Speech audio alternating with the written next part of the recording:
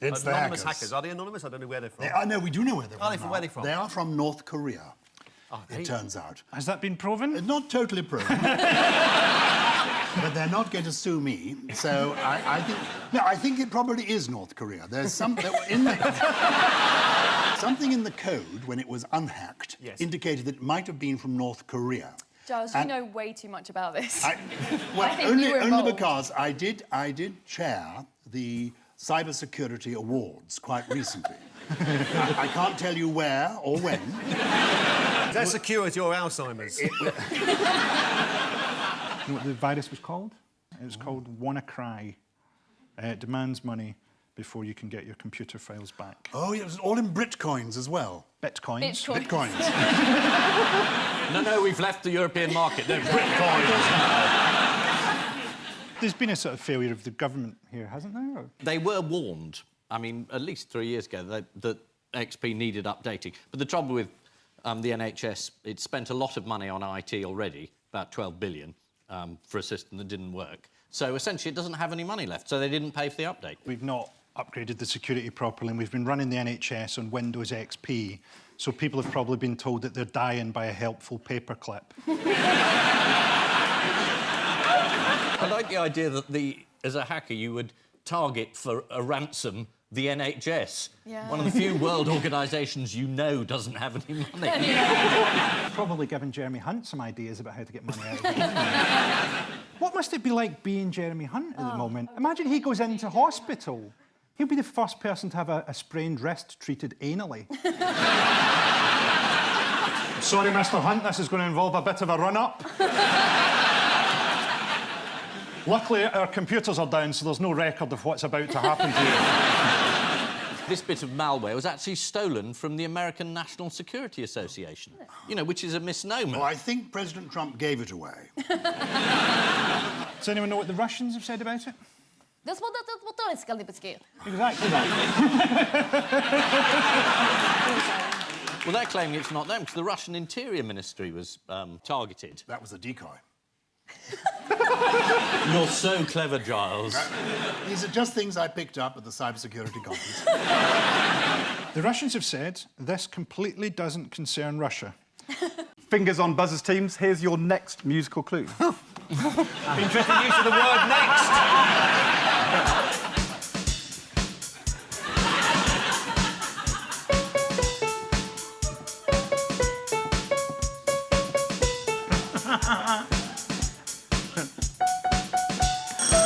Oh, it sounds like something. I'm joining in. I've not finished. Oh, I think you have. I think you have.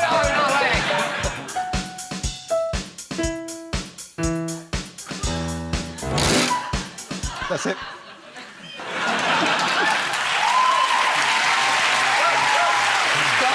It sounded like something. So the song was Pretty Woman. Here's a picture. Well, it's Pretty Woman, isn't it? Jane Austen. Oh, yeah. That's going to be a bit big for the machines, isn't it? Hasn't there been an argument that she's been slightly... Might as well not be here. It's a buzz around. Yes, Henning? Oh, sorry. No, go on. Oh. Just making a point. My point is that there's been an argument that she's been slightly prettied up for the £10 note. This is the news that the image of Jane Austen on the new £10 banknote has caused controversy after being airbrushed to make her look prettier. Here's how she is on the new £10 note. And here's the original portrait that's based on. That was drawn by her sister. Yeah. Well, it's similar, though, isn't it?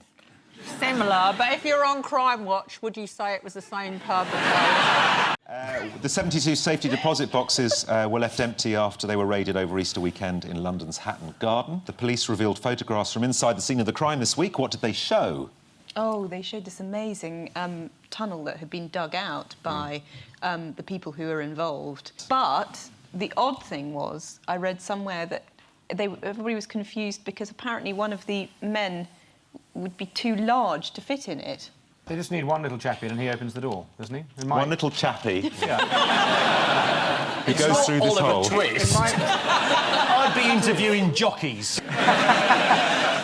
It my experience of blowing safes, yeah. Just one of them needs to be, like the little chap in Ocean's 11. Yeah. Now, the police have put out a notice. They are looking for a little chappie to help them with their inquiries. Do we know who any of the victims are yet? Mostly jewellery owners. Mostly jewellery owners. lots of gangsters. Lots of the things in safety deposit boxes are stolen, aren't they? Just because you know, you're not allowed to go and look in safety deposit boxes, so anything you steal, Stephen, you can put in a safe deposit box. It could be a material thing, could be a concept, somebody else's idea, you put it away in there. Could be the best dressing room. Yeah. Tonight we whiff-waff goodbye to Boris Johnson and look back at his life and career as a father, husband, journalist, Mayor of London, husband, Foreign Secretary, father, Prime Minister, father, husband and father. What will you all miss most of all about Boris, the Prime Minister? Ian? I suppose I'll really miss being able to say this will end badly. Because it did. It did, yeah. And I suppose I'll miss his use of language. Tonight, I'm wearing a tie with balloons on it, but it's not a party. This is a work event for me.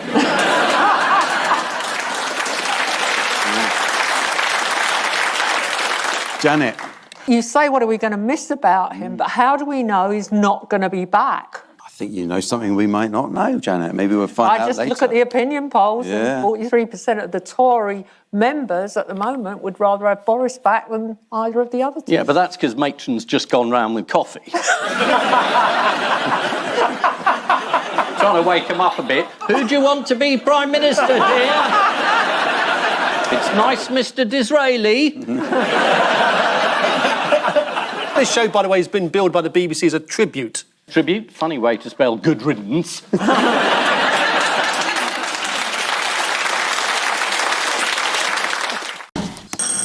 This is the most powerful number. 7. Is that right? They did a survey. I must have read this somewhere. They have. They've done a survey, and 7 is the world's favourite number. Ah, favourite number. Yes. Alex Bellos asked 44,000 people to submit their favourite number, and 7 proved the most popular. He describes it as the loner, the outsider, the Nigel Farage of the number 1. Shall we go through the top 10 world's favourite numbers? Yes. Yeah. Absolutely. What's at number 1? Number 10, sorry. So, number 10, what do you think? Number 9's number 10. No. Number 8's number 10. No. Number 10's number 10. No. Number one. No. 2. No, all numbers are available. Oh, 128. No, at number 10, the 10th most popular number is, in fact, 11. At 9... It's 10. No. 40. No. 21. No. 100. At number 9 is the number 2. 2. Most popular number in 8th position is 6. At 7, the 7th most popular number is 9, and the 6th most popular number is 13. OK, here's the top 5. This is going to be on Channel 4 for a whole evening. There'll be some talking heads in a minute. What do you think of 6? Yeah, love it. I've always liked 5 because it's a working class number. That's what I like about 5. Well, I think that 3, for me, I mean, when I was first growing up, I thought 3 was a magnificent... Oh, sorry. I've started auditioning. Sorry. Where am I?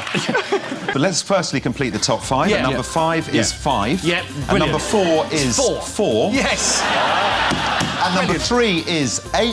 Oh. At number 2... 1. Is 3. 3.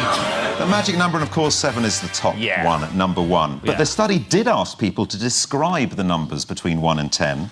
2 was thought to be cautious, wise, fragile and sympathetic. How do you think 3 was described? Nostalgic, sexy, unreliable. 3 is pretentious. Oh, God. 4, according to the people who responded to the survey, is laid back and a rogue. Yeah, this is absolute bollocks, isn't it? Nigel Farage. Farage.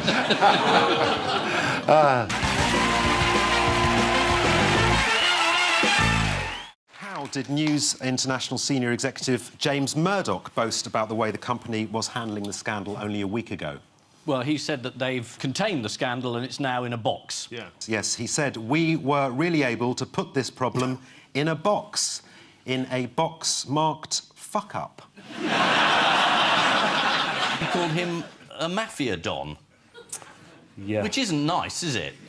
Well, they were very upset about it, and they sent me a letter of complaint. Really? Pinned to a horse's head.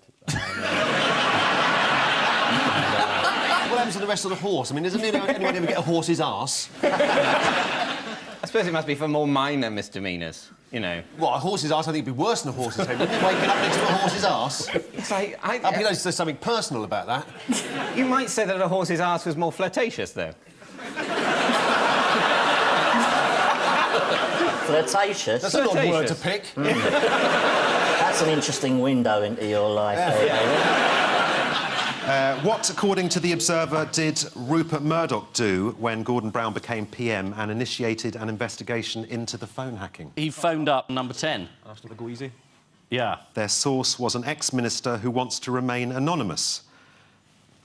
Do you think, though, that Murdoch could just ring up number 10 during your time there? I know nothing. You know nothing? Is that why you were in the cabinet?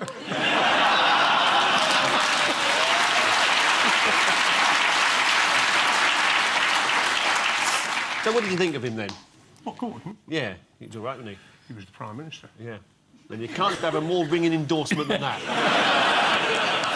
The news of the world may be dead, but its wretched ghost continues to haunt. The News of the World paid a private investigator to carry out surveillance on the hacking victim's lawyer, Mark Lewis, which involved following the ex-wife of Mr. Lewis and his teenage daughter as they visited a branch of Tesco. Well, if you're looking to intimidate someone, every little helps. Go to round 2, the picture spin quiz, fingers on buzzers teams. Yes. It's a new set of stamps. Yes. Is it Nigel Farage's nightmare? This is the news that new computer software recognised 21 distinct facial expressions, when before it was thought we only had 6. Ohio State University have discovered that as well as common facial expressions, such as happy, sad, etc. I love etc. I can always do etc. There are compound emotions such as fearfully angry, which looks like this. So you just come back from the hairdressers? Right, what do you think this one is? Is that, oh my God, where are my teeth? You saw... No, this woman is sadly surprised. Oh. Right, now, Ian, Yes. I'd like you to I see that demonstrate expression a lot. some of them for me. Here are 3 expressions. This one's embarrassedly wait. apprehensive. Here are 3 expressions you often use. So please show me disgusted.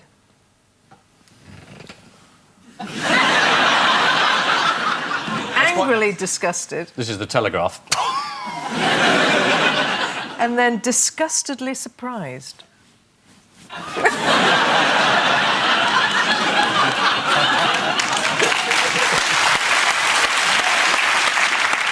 And Paul. Yeah, oh yes, yeah, go on in. Yeah, I'd like you to go from happy to happily surprised. Wait, there's a third.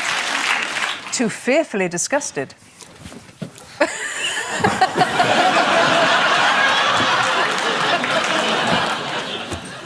Now, according to the Mail... Who won on points? Don't know. Oh, no.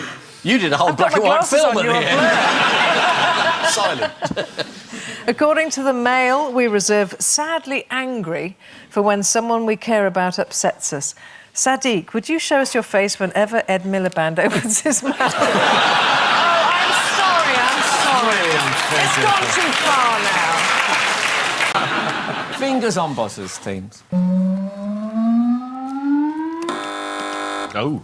Is this Richard III? Yeah. They dug him up and now they're burying him again. Yeah, they found him under a car park, didn't they? Under the letter R. It's an incredible story. Philippa Langley had an odd feeling that Richard III might be buried in a car park in Leicester. A year later, she went back to the site and the feeling returned, although this time someone had hand-painted the letter R over the parking bay. Amazing. For years and years, she was going, sure he's down there. There's an R. Why else would it be there? And they were like, restricted parking. She's like, no, it's too easy. People have had so much fun looking for him. Why don't they hide him again? Yeah. And in 100 years' time, they'll be, hang on, I was in Lidl, I saw this R on the floor. It doesn't seem to be a recent story. They found his remains and they're going to bury him somewhere. Oh, the story is Yes. that they think that it shouldn't be done with pomp and ceremony. Should he have a state funeral? No. It's either him or Blair. Chuck them in together. Why wait till he dies? He's going to get 3 days lying in state, first of all. Jimmy Savile actually had 3 days lying in state. Just saying. I think they're wise to have let a little bit of time pass this time. Do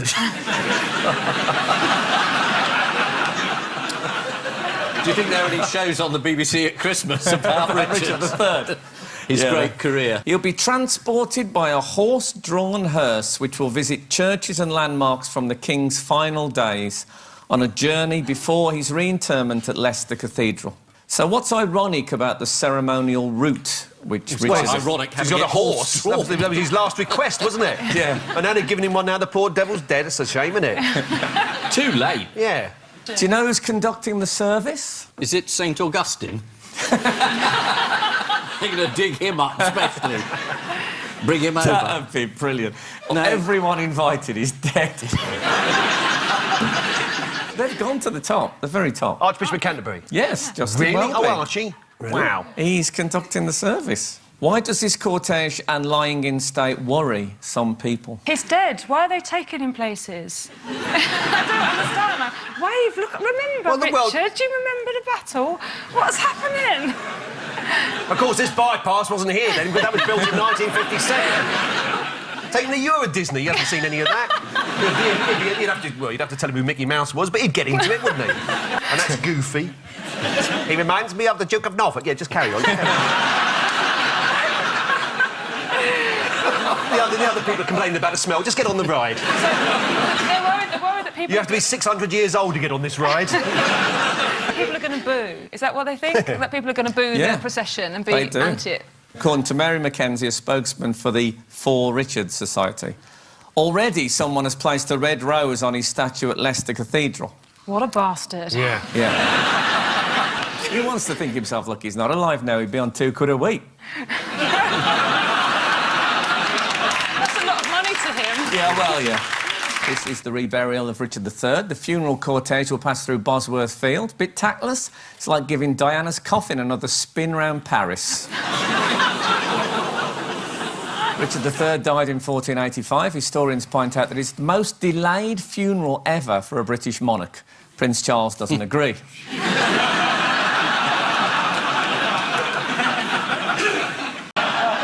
Fingers on buzzers, teams. Here's the next one.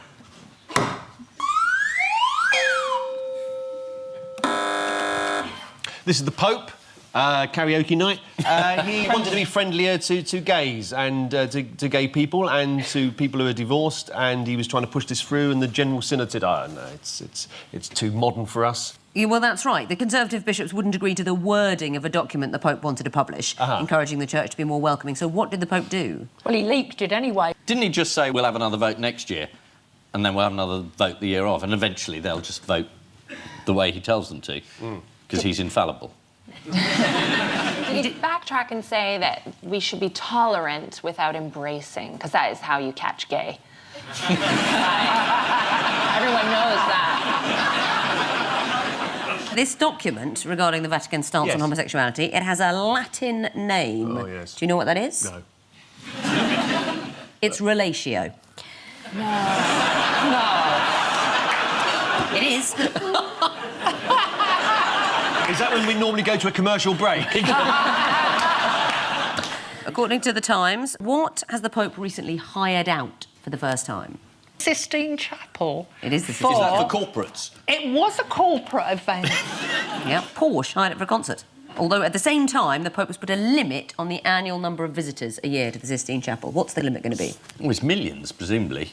I mean, you only get about 5 seconds in there. You have to queue for 3 hours to get to the Sistine Chapel. You get in there and someone says, shut up, shut up, shut up. And then you try and take a picture and you get out. But why is he limiting the numbers? 6 million is the limit. So we can do more corporates. Yeah, Protect the artwork. Yeah, to protect the artwork from what? People. The Pope thinks it's the bad breath and body odour of the people. It's damaging the frescoes. No. Yeah? God, I've worked with so many smelly men, not you, Paul, but... in my Have you lost your sense of smell? I'm just thinking in my long TV career, I've worked with a lot of very smelly Who were people. you thinking of? Yeah, let's have it. Initials. Just do an impression. Initials would be easier. No, I can't do impressions. Oh. But surely people are less smelly now than when the Sistine Chapel was built. No, I've got a list of smellies. Actually, I've worked with female smellies as well. But usually they have big hair, which is a plus, because you can't get anywhere near them anyway. Yep, in other politics, what, according... Is there any other politics? What, according to Miriam Gonzalez Durantes, have women been doing for years? Faking it. But she's talking about faking it with all your clothes on, your knickers pulled up, and you're in the office asking for a pay rise. She's saying we've got to appear to be confident. It's so easy for her to say that. I should drivel, isn't it? Say what you think, Janet. It's just no... Do you know what? There's nothing I hate more than a woman who earns $170,000 a year telling other women how to live their lives. Like, it's so easy. You're working in a shop, you want a pay rise, you're going to go in and say, all right, I'm confident, because Miriam told me to be confident. Go down really well. Don't you think it's slightly embarrassing when the wife of the Deputy Prime Minister says, well, we've all been faking it, haven't we? What's Clegg sitting there thinking? This is what she said, Mrs. Clegg. Women have been faking lots of things during history, no? So if you're going to fake something, fake self-confidence. Is that good advice, Catherine, do you think? She's gotten somewhere, so I feel like I'll listen a bit. My little sister, for example, jobless for years, gives loads of advice. I believe in having self-confidence, but it should be genuine, should it not? Yeah, but I don't think it's going to get you a pay rise in the current climate, being really brutal. And I hate people giving out advice, because you're kind of put on the spot all the time, aren't you? People are like, what's your advice be? Well, my advice would be, don't listen to advice from famous people. Including you. Thank you, Ian. Sorry. Including you too. No, it was a logical trap. Yeah, all right, it was a logical trap. Can I just say how pleased I am with Ian to be appearing on Loose Women? It's always been an ambition of mine to be on the show, and here I am. It's great. Richard, here's another for you. Oh, yes, of course, it's the flag of the European Union. We know that. Yes, Nigel Farage, and he's on his way to a public ceremony. Gays are allowed to get married since Sunday. It's fantastic. Really good news, brilliant. And this couple here, amongst the first to actually, say the rights, are now a husband and husband. Fantastic news. Oh, that's lovely. It's a lovely story. A lot of people think it won't last, but I'm all for it. I think so. They've had a couple of arguments, a couple of them in public, but, they'll get together as a couple and they'll be absolutely fine. I think it's the story about Nick Clegg and Nigel Farage having a TV debate. And who do you think won? I don't think either of them are truly winners, are they? I think you've got best loser. According to Donald McIntyre in The Independent, journalists had been briefed that Nick Clegg was going to do something unusual during the debate. What was it? He was going to show some passion. Get emotional. On a space hopper. And did he get emotional? He got a bit emotional. He used his hands a lot, didn't he? Sort of, just to show emotion and stuff. He and he took his shirt off as well, I think, didn't he? Yeah. As far as I understand it, yeah. They wrestled like men. I quite enjoyed the debate, and I think because of the way I watched it, because I didn't watch the pictures, I just had the audio. Then I turned the volume right down, and genuinely I enjoyed it. Well, it's slightly odd. You're the Deputy Prime Minister, and you're taking on live television a man who hasn't got one MP. And he wins. This is supposed to be equal status. Apparently, Clegg told Farage, you're making things up to make a point, to which Farage replied, you've done pretty well out of it. And he said he didn't say it, and then the policeman came out and said he won't answer the question. But he had a tape going in which he said, I admit I swore, and I'm sorry about that. He was wearing a wire. And the feds didn't realise. He turned the tables against them. Well, how long did the original incident actually last, the actual incident? 45 seconds. 45 seconds. And so far it's cost... £250,000 Yes, it has. Yes. to investigate. Can we get the Chinese pay for that? 160 million people in China watched it on YouTube. Yeah. But they must really not have liked him. There must have been a build-up of animosity towards him. Yeah, do you think he'd ridden up to the gates most days and said, open it? Yeah. Maybe... Just clapping his hands. Open, come on! Bike here, eco! You know, it's a terrible dilemma. Do you believe a Tory member of the cabinet or a policeman? You know, public's got a real problem there. Police whistleblower has actually come forward. You mentioned that. They're all about talking about a whistleblowers, result. They're all whistleblowers. They all blow whistles. I don't think they do anymore. OK, logically it doesn't work. Mobile phone. When this show began, you could have done that joke. I don't mean today. I mean 20 years ago.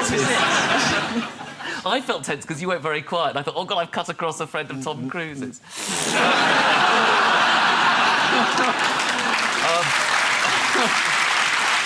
Well, a whistleblower has come forward with the result of a plot to get Mitchell. And he says that Mitchell had a row at the gates the previous evening as well, after which one of the officers had said, right, we can stitch him up. I love the idea that they actually said it like you would in the Beano.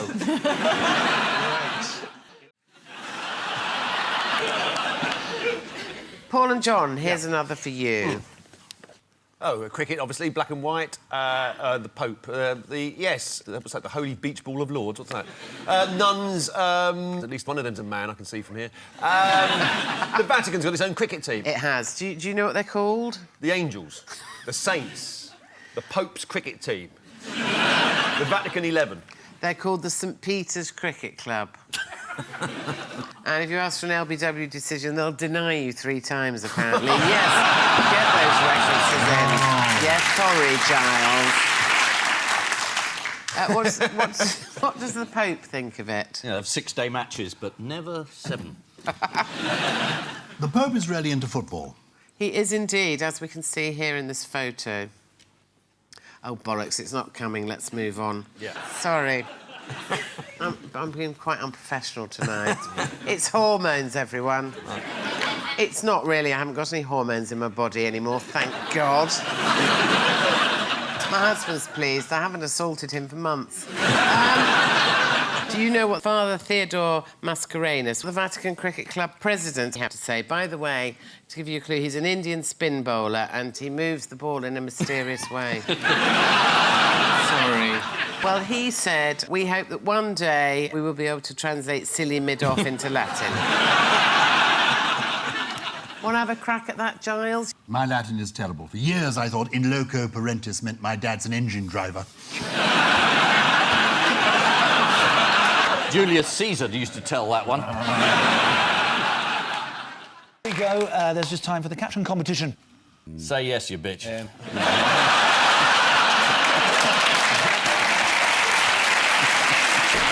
She's saying, I've got a hole in my coat pocket.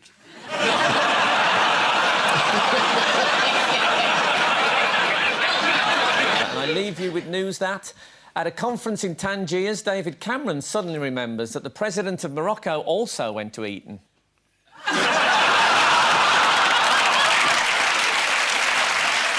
In Oxfordshire, whilst taking an early morning shower, Bill Oddie forgets to close the bathroom curtains.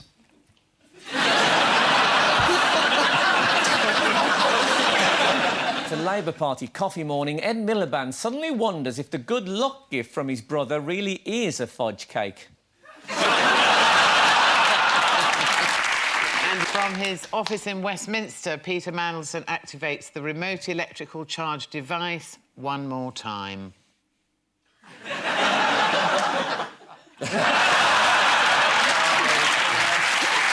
And let's take a listen to the next history noise. Next history noise.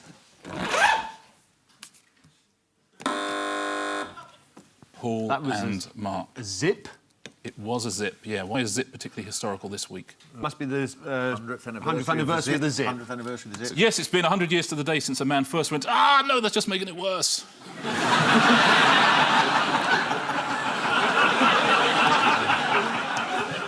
Yeah, I tell you what, if cats don't like being stroked, they should try that. The zip appears in the top 5 of the list of 100 greatest inventions of all time. Can you tell me what else might appear in that top 5?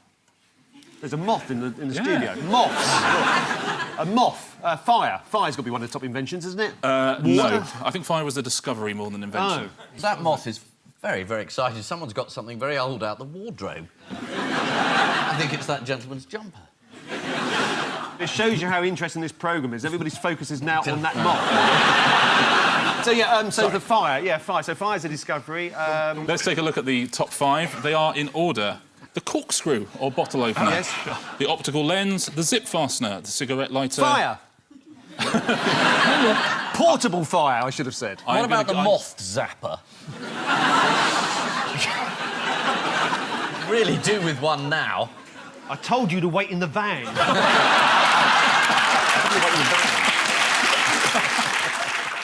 All right, OK. Tittlecock Bridge in West Yorkshire. Yes. That's nice. Marathon bars, the English Channel and the Co-op's ambient sausage roll. Ambient sausage roll. Well, the English Channel was recently in the news this week because I think it's the French or somebody wants to rename it the English Pond. So is there things about being renamed? Like Marathon has famously become Snickers, isn't it, over the years? Gradually, it started off being Sarathon and it became Snarathon. So it's about name changes, isn't it? All these have been considered for name changes, but the only one that's changed its name is Marathon. It's as simple as that. No. The channel hasn't been renamed. No, right, yes, the channel hasn't been renamed. They've all been renamed, apart from the English Channel, which the EU planners want to rename the Anglo-French Pond as part of an effort towards breaking down national barriers by creating new regions of Europe. Well, that should improve relations between us and France forever. In 1990, marathons were renamed Snickers to bring them into line with the global brand. It was originally named after a horse belonging to the owners. Ironically, the horse had been gelded, so no longer contained nuts. So. Tittlecock Bridge, no one followed the story of Tittlecock Bridge? It recently saw its name restored to the more traditional Ticklecock Bridge. Yes. After angry local residents launched a campaign. Local newspaper The Pontefract and Castleford Express said the council had been embarrassed because Ticklecock is a sexual innuendo. No, it's not an innuendo. No. It's a statement of fact. So which group was particularly outraged? Pedants. No, the Castleford area voice for the elderly. Their slogan is aye. On to the ambient sausage roll. Ambient sausage roll, yeah. Managers at the Co-op have agreed to remove the description ambient from its sausage roll labels after admitting they don't know what it meant.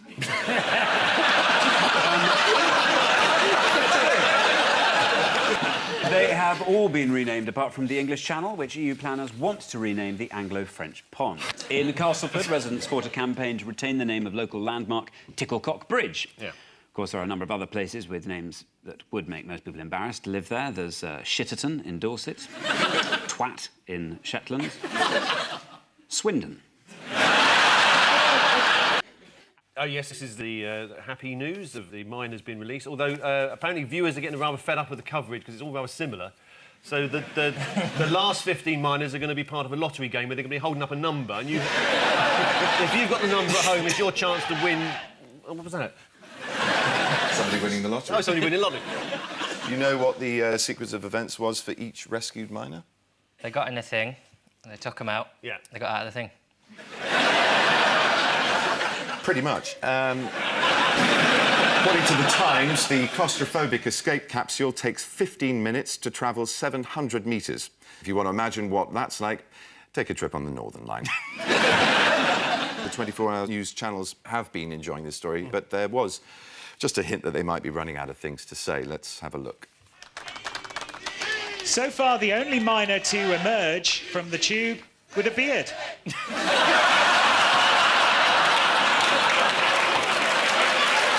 For the missing words round, which features lower extremity review.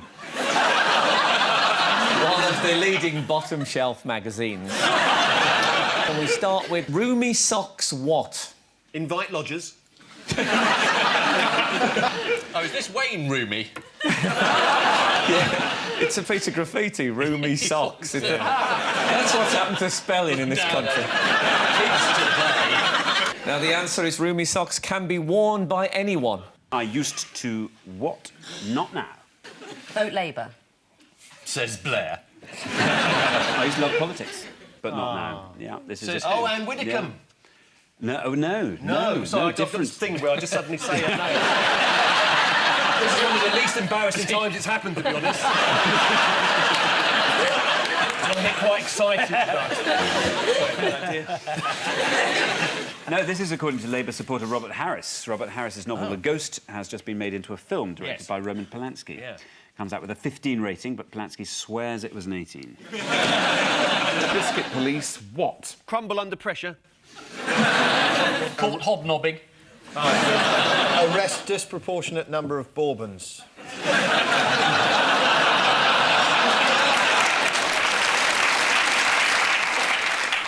The answer is clash with 86-year-old granny. Next, what three musical dwarfs? Pavarotti's autopsy revealed. On the third day of Christmas. Three musical dwarfs. One was 4'2", one was 3. The answer is Cheryl's birthday gift. When he said Margaret Thatcher did great hurt to the British people, although not as much as all those bombs, eh, Jerry? All right, Jerry, any time! Straight between your gizzard! I thought we'd politically moved on from issuing threats to former members of the IRA. Well, the BBC also interviewed Maggie's biggest fan and disciple, Tony Blair. Did you see his tribute? He said, very few leaders get to change the landscape of not just their own country, but of the world. I mean, well, he certainly changed the landscape of Baghdad. I'm sorry, Tony, I'm sorry about that, because he had a heart operation, once he had an ablation. Well, he had one put in. Did he have one put in? He did. And now, Lord Howe of Aberavon was asked... I'm not going to say that again. Yeah, go on. I'm not, Aberavon... It sounds like you're drowning in a bath. was asked by Sky for his thoughts on his time in Thatcher's cabinet. And he said it was a long time ago. Well, yes, that's the idea when someone dies, Geoffrey. A bit of reminiscing about old stuff. Come on, shape up! I think you're in safer ground attacking Geoffrey Howe than you were with Jerry Adams. Did you hear about Julian Stiles? According to the Mirror, Julian, 58, was made redundant from his factory job in 1984. I've been waiting for that witch to die for 30 years, he said. Tonight is party time. I'm drinking one drink for every year I've been out of work. 30 years? Without a job? Pull your finger out, Julian, you lazy bastard! I'll kill you, you bastard! Let's abandon this show. Brian says, who wants a fight? Line up in alphabetical order. Adams, right. you're first. Next, Peter Adams analyses Reginald's what? It's got to be bonsai, isn't it? Oak. Peter Adams analyses Reginald's tree and finds it isn't bonsai, it's just very far away. No, it was bonsai. It was Peter Adams analyses Reginald's bonsai. Here's Peter Adams in Bonsai Focus. That's his actual size, obviously. Several celebrities own bonsai trees, such as Ronnie Corbett. He likes a bit of shade. Does Tom Cruise have a bonsai as well? Hey, don't slag Tom off, all right? It was just a normal-sized tree. Leave him alone. Leave him alone. He's suffered enough. Did you go and see him because you're going to have a remake of Twins, the Danny DeVito and Arnold Schwarzenegger film?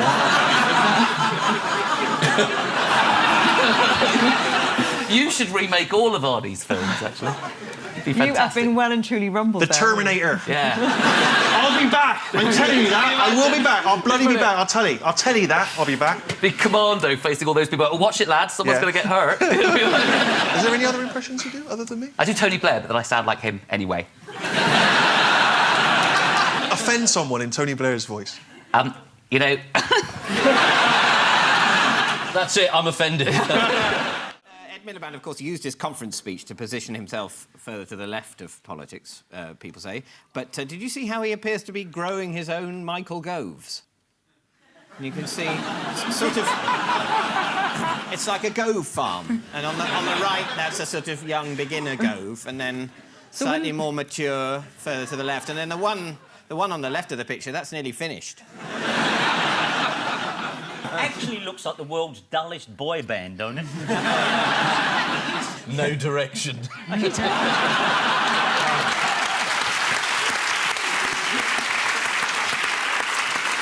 And finally, would anyone like to see the chat-up technique of Danny Fancy a Brandy Alexander? Oh, yeah. Oh, it's just this conference has been so busy, so I've had Yeah. so many things to do. So I haven't been up late, relaxing in the bar. So that's not a That'll problem. come on Wednesday, maybe? Maybe tonight. Maybe tonight, good. How about you? Yes, this is the Labour Party conference and the Daily Mail's character assassination of Marxist historian Ralph Miliband, who they described as the man who hated Britain. For legal reasons, we can't make any derogatory comments about Daily Mail editor Paul Dacre, but apparently his dad's an arsehole. Sorry, was an arsehole. On the subject of air travel, what did we learn this week about women pilots? Oh, God. I don't know, I'm just dreading where this is going. No one knows? They're better. Well, a survey found that 51% of passengers wouldn't trust a woman pilot. The survey was commissioned by a travel agent who surveyed 49 normal people, then repeatedly asked Godfrey until they got to... I know, Godfrey, I'm doing you a terrible disservice. I feel sure you are far more enlightened than that. I know you've said that women aren't very good drivers, but they're much better than men at finding the mustard in the pantry. And I wondered, was that a euphemism? Like, have you often found yourself, you know, with women and you feel like you've been rummaging for ages in the pantry and... You know, she's screaming, you just can't find the mustard. Is that... where that came from? Right, so are we talking French or English? Time now for the odd one out round. One between you this week. Your four are SpongeBob SquarePants, Sally Burko, Walter Tell, and Carmen Miranda. Fruit. Sally Burko fruitcake? No, she was caught... I'm sure I saw this on Channel 4 News. This was big. She was at one of the news. conferences balancing some item of fruit on her head in a bar. Yes, that's correct. Walter Tell, son of William, balanced an apple on his head and yeah, had he it did. shot off by his father. Carmen Miranda had a whole bowl of fruit on her head. It's fantastic, and sang, "Yes, we have no bananas." SpongeBob SquarePants, he's quite a guy. Bob is the odd one out. Yeah. Is it because he's got a friend called Patrick? And he's the odd one out because nobody else knows anybody called Patrick. Where does SpongeBob live? He lives under the In a sea. pineapple. Yes, but also under... A pineapple. No. Yes! Yay! Hello. Is there an echo? Did you say Is it? there an echo? Did you say under a pineapple first? There was a little echo over that I side. don't know. He did all... You know what? Let him have it. Proper chairman, and God love you, Hump, would have said by now, I'm going to award points to both sides. But I can't say it now. How spineless would I look? Yes, SpongeBob SquarePants is the odd one out. How would you describe his voice, Ian? Rough, manly. Cutted Lord Helsham. Well, Tom Kenny, the man behind the distinctive voice, describes it as a dolphin with a touch of seagull thrown in, which is also a starter at Heston Blumenthal's. Can you name any of Carmen Miranda's hits? Yes. We have I like you very much. Way down among Brazilians, coffee beans go by the millions, and they got a lot of coffee there to sell. There's a full lot of coffee in Brazil. At last, the show's coming to life. Carmen Miranda cracked America, but her English wasn't great. She told one magazine, I say 20 words in English, I say money, money, money, and I say hot dog. She went on to teach Nancy DeLolio how to speak English. Yes, they've all had fruit on their heads, apart from SpongeBob SquarePants, who lives under a pineapple in a fun town under the sea. Sort of like Blackpool will be once all the fracking starts. In other mistake news, why have Google been suffering from rogue anuses? Oh, yes. Yes. Yes. This is... there's a... Yes. There's a computer program which misreads old print, so arms comes out as anus, so farewell to anus. I drape my anus across her shoulder in a comforting manner. This is what's happening. This is what's happening. They sound as if I'm making it up, but I'm not, am I, David? You're not making it up. No. The scanning technology they use to turn books into e-books can't differentiate between arms and anus in certain typefaces. Yeah. Here's a quote from John Mackay Wilson's Tales of the Borders. Poor Janet shuddered at the words which she heard him utter, for with strange and wicked oaths he vowed vengeance on the individual who'd persecuted him, and she flung her anus around his neck and kissed his forehead. From Georgina Bragg's Matisse on the Loose, she grabbed my anus and positioned my body in the direction of the East Gallery, and we started walking. And in the complete works of Washington Irving, there is a reference to the great captain who had been one of his comrades in anus. Are there any other words that Google Books scanning technology is confused? Yeah, it can't do tax. Yes, it reads tax as free. No, it's burn and bum get muddled up as well, as in a patent for a carrier for an integrated circuit that talks of bum-in electrical contacts. God, Scotland, what happens? It's bums night. Where they all join anuses and sing Old Lang Syne.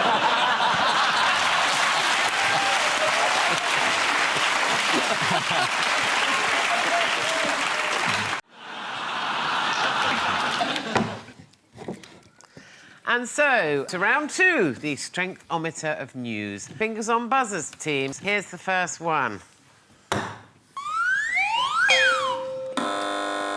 That's a cake, isn't it? It's the Great British Bake Off winner, that is.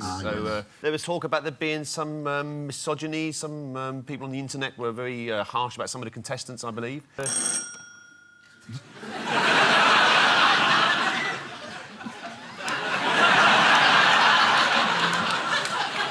Go on, what is it now? We were just going to tell you who the people were. The gentleman on the left is Monsieur Raymond Blanc, the television chef, and he tweeted what appeared to be a sarcastic remark about the winner 24 hours before the winner was announced, and possibly spoilt the whole competition. But he got it wrong, because it wasn't the winner. Indeed, he said, you know, French is my second language. Theresa May then phoned up and said, oh, you're some froggy waller, are you? Well, get out, get out. This is what he tweeted. The Great British Bake Off, not much skills, female tears, and a winner so thin who makes me doubt her love for great cooking, baking. Who did that text refer to? It referred to Ruby. That's Ruby. Ah, yes. But you can't really tell how thin she is there, because she could have, like, a really massive body under there. Must have more photos of myself taken from that height. And this is the winner. Francis. Right. And a lot of Bake Off fans were furious. Yeah. What did former finalist Mary-Anne Boormans compare the situation to? Do you know? No. The end of the Crimean War. She said it was like someone saying Snape killed Dumbledore before you've read the book. Good grief. Have you all read Harry Potter? Yeah. Oh, no! My children and grandchildren are watching this. You've just ruined 7 people's childhood. Well, good. Let's see what Frances said about her personality. My key ingredients are a dollop of randomness, a teaspoon of wonder, a pinch of eccentricity, a drop of serendipity, a handful of curiosity, a fluid ounce of fun, and a cup of cold sick. So, this is the grand final of Bake Off, which I watched this week. It was contested by 3 female cooks, which is odd because I happen to know for a fact that the best bakers are all male, and they're all called Greg. One of the finalists, Ruby Tando, received a lot of coverage for her looks. She complained, saying, if I see one more person use the pun doe-eyed, I will personally go to their house and force-feed them an entire Charlotte Royale. Ruby, you're doe-eyed.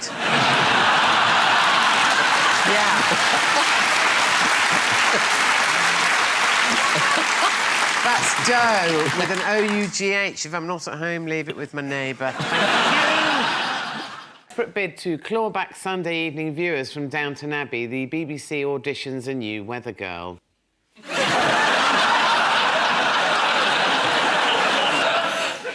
After the sad death of the world's smallest man, someone inquires whether his clothes will be on eBay. An outsider surgery in London, a Strictly Come Dancing researcher awaits treatment after catching a glimpse of a naked Anne Widdecombe.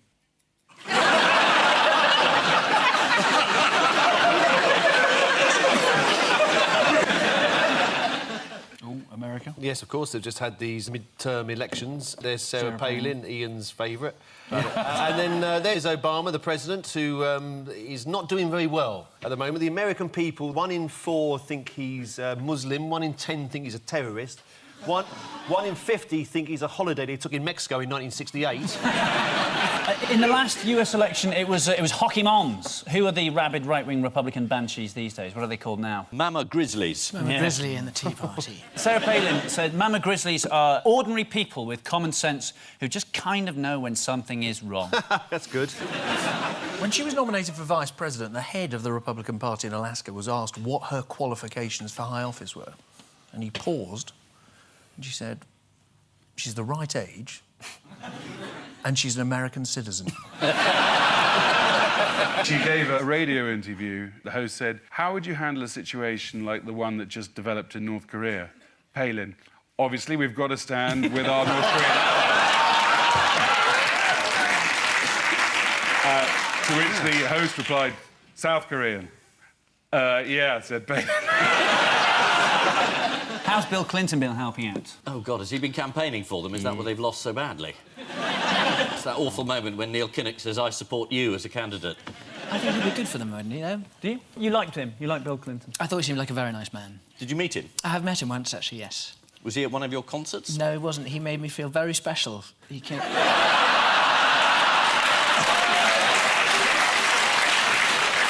Did you keep the dry cleaning receipt? On the eve of the election, Bill Clinton made his own contribution to the campaign. According to The Times, Mr. Clinton went through 9 different states, including arousal, ecstasy, exhaustion and guilt. Heinz tomato ketchup moves too fast. It is not allowed to leave the factory.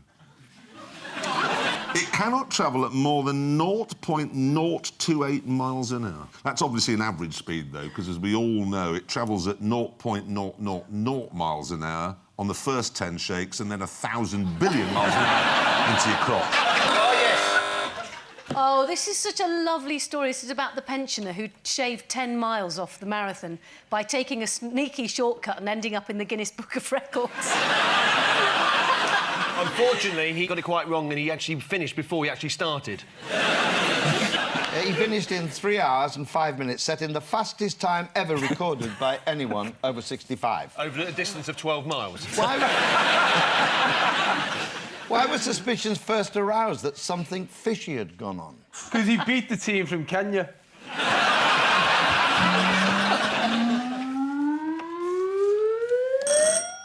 Yes, Ian and Clive? I'm not sure that photo's real. Is it the Bee Gees? These are people who've been released this week. These are happy stories. She's Aung San Suu Kyi, who's the Burmese opposition leader, who's been in prison for 15 years, and she's just been let out of house arrest. House arrest, yeah. After a non-violent protest, which seems to have worked.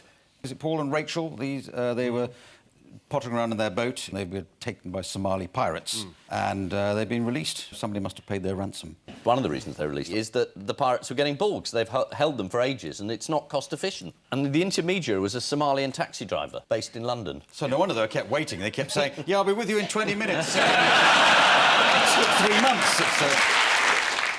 According to Max Clifford, the couple could make £1 million from TV interviews. Adding a successful book could double or treble that. With a movie, you could go up to 5 million, even 10 million. Then they really will be worth kidnapping.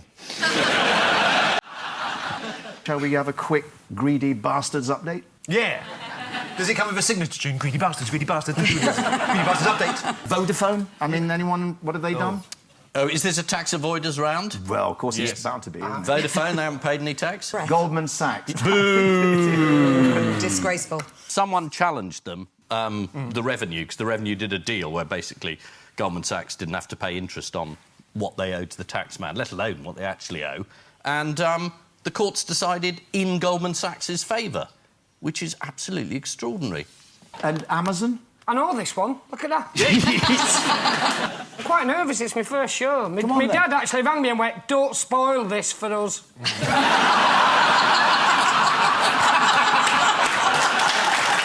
What a start up to 10.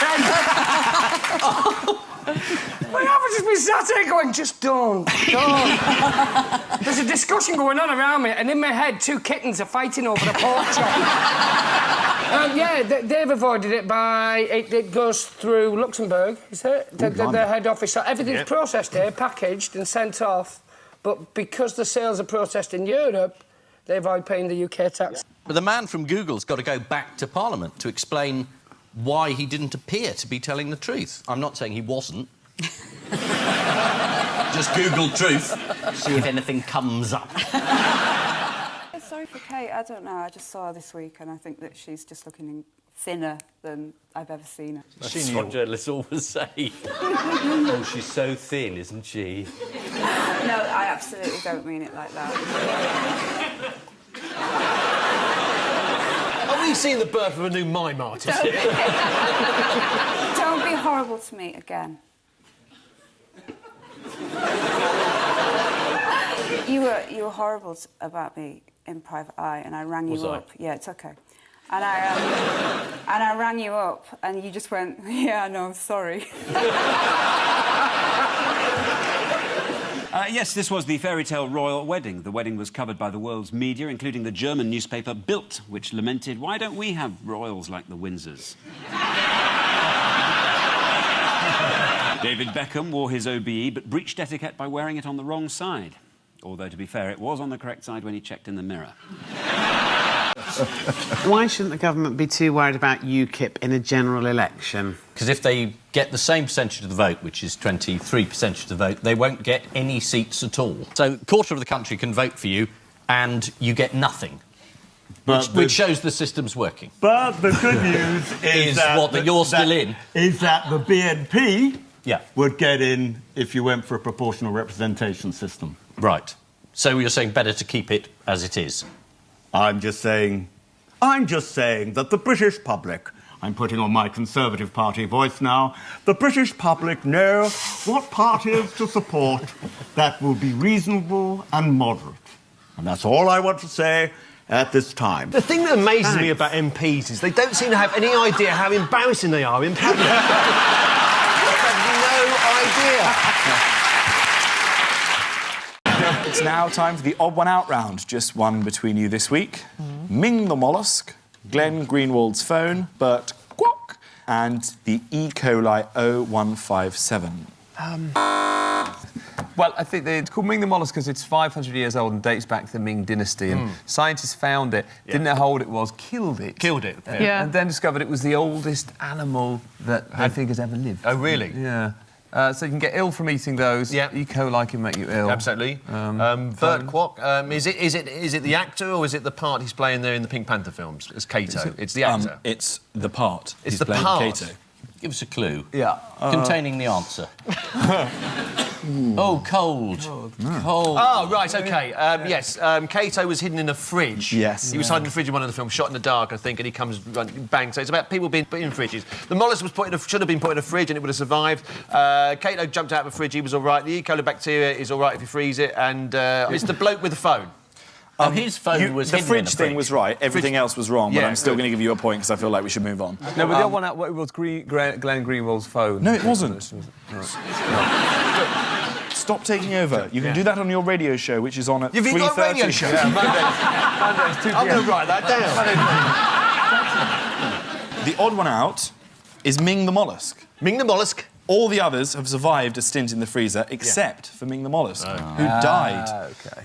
Glenn Greenwald, Yes. the former Guardian journalist who was involved in the publication of the intelligence emails leaked by Edward Snowden, regularly used to put his phone in the freezer. Why would he do that? He was worried it would be bugged. Or security, yes. There's an even more effective place you can put your phone to stop anyone hacking it. Any ideas? Is that News International HQ? A martini shaker. Oh, OK. E. coli 0157, one of the nastiest strains of E. coli, can survive in the fridge or the freezer. How old were you when you first got colonised by an E. coli bacterium, Janet? Funnily enough, I had amoebic dysentery when I was 7.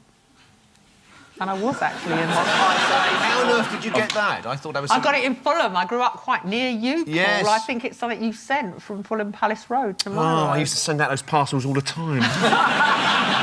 Ming the mollusk was an ocean quahog, a type of clam. How easy is it to date a clam? Well, you have to get them drunk first. There's an app called Chowder.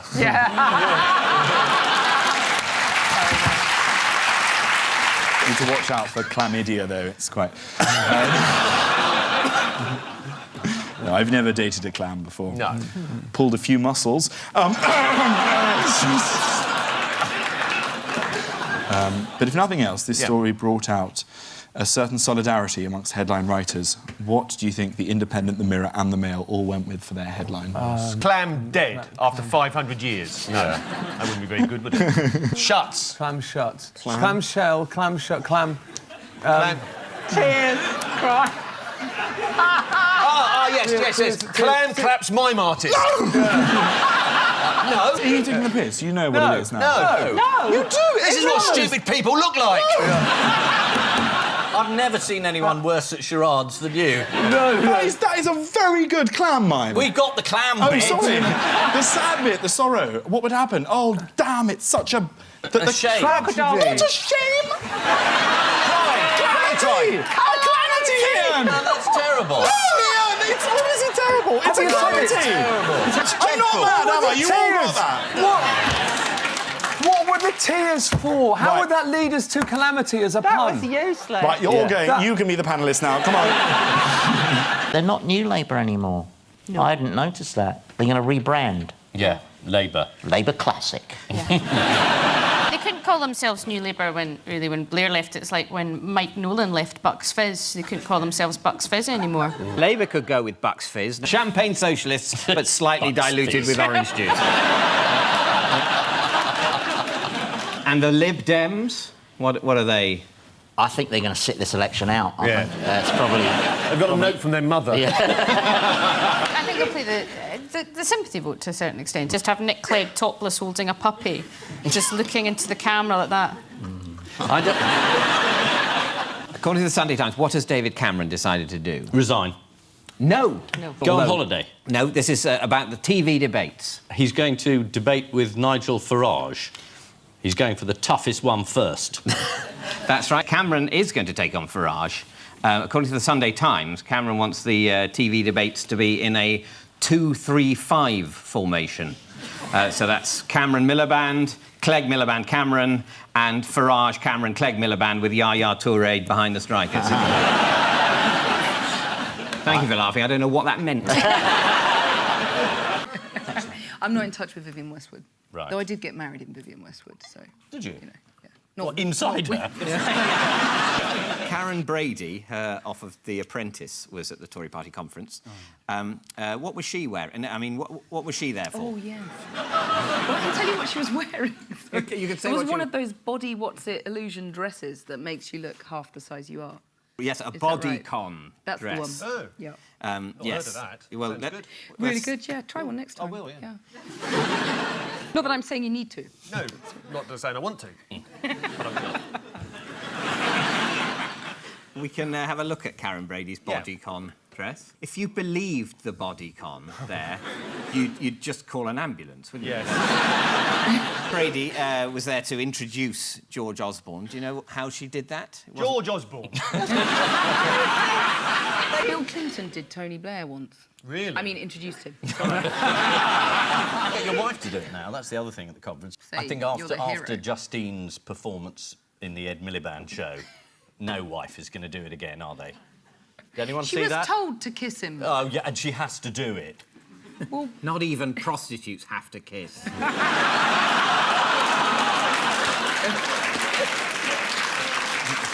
And there was also a spectre at the feast at the Tory conference. Do you know who that was? Oh, Nigel Farage. Yes, and I suppose the ghost of Margaret Thatcher was probably because she was there. invoked, wasn't she? Was she? The mummy. They did a returned. séance. Anyway, he turned up, didn't he? Yes, he turned up in Manchester to address a lunatic fringe... Sorry, Freudian slip. A fringe meeting. Here he is arriving. Do you expect a warm welcome at the Tory conference? No. That's the spirit. If there's no money, which they said there isn't, does that mean you now have nothing to talk about? If there's no money, it means we're in a mess, and as you know, the frequency of my appearances goes up. Oh, right. With the more that... And the money things you are, make from that goes back into the economy. That would be the solution to all our problems. Right. Is it very, very bad? Do you remember how bad it was in the autumn of 2008? Yes. It could be at least as bad as that again. It could be. You know the end of Reservoir Dogs, when they're all dead, lying in pools of blood, having killed each other? If that was a sort of standard on the sort of pestometer, where are we at the moment? The good news... The good news is things are a lot worse elsewhere. That's good news, is it? That's the good news. Tell you what, you wouldn't believe it looking at your reports. This is the last thing British banks needed. You're absolutely right, George. I mean, they need us like a hole in the head. Our banks have become chronically short of cash. Normal commercial sources have more or less dried up. But here's what particularly worries me. Frankly, we might as well turn the lights off and get under the duvet and stay there. Ian and Max, Yes. here's another for you. Oh, good. It's a train? Mm-hmm. Ah, that's a proper train. That's the two Eds. That's better than one. But not in this case. It's about investment and infrastructure, yes. Well, you know, they're building this enormous boondoggle up north. Yeah, and then they're... Is that a technical term? Yes, boondoggle. It's economics is called big frickin' waste of money.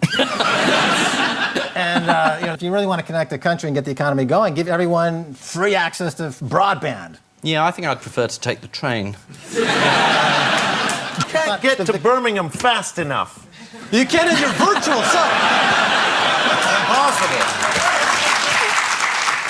Yeah, so this is the wise investment / catastrophic waste of billions of taxpayers' money that is... Because the Labour Party have decided now, it was their idea originally to do it, but now that the Tories want to do it, they don't want to do it anymore. And did you hear the actual words of the dire warning from the government about the consequences if Labour do not? And No, I'd like to hear you say it. The precise words were years and years of gridlock, weekend cancellations, hellish journeys and replacement bus services. It's just hard to imagine what that would be like, isn't it?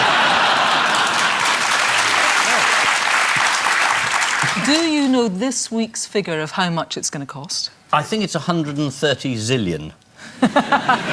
The government's current budget is 50 billion, although one independent study says it's going to cost 80 billion. But you've got Mark Carney now as the Bank of England. He can just print it. Just print 80 billion. Just print it. That's fine. That's what he does. That's what he's there for. Print more money. Doesn't matter if it's 100 billion, 200 billion. Just print. No downside to that? Well, unless you include inflation. As long as you don't mind paying extra for energy and food, it's okay. Just keep printing money. OK, let's have the train. Bail out the banksters. Bail out. Just print money. It's fine. You put the money in the train and take it to Birmingham. Listen, Max, 1 hour, 20 minutes to Birmingham. It's too long. I want like an hour. Too long. I got stuff to do in Birmingham. Very busy. Very busy man. I got concrete to pour. Yeah. Doesn't pour itself, you know. It doesn't. Doesn't pour itself. I don't care how many billions it costs. That shaves 20 minutes off of me getting to Birmingham and pouring concrete.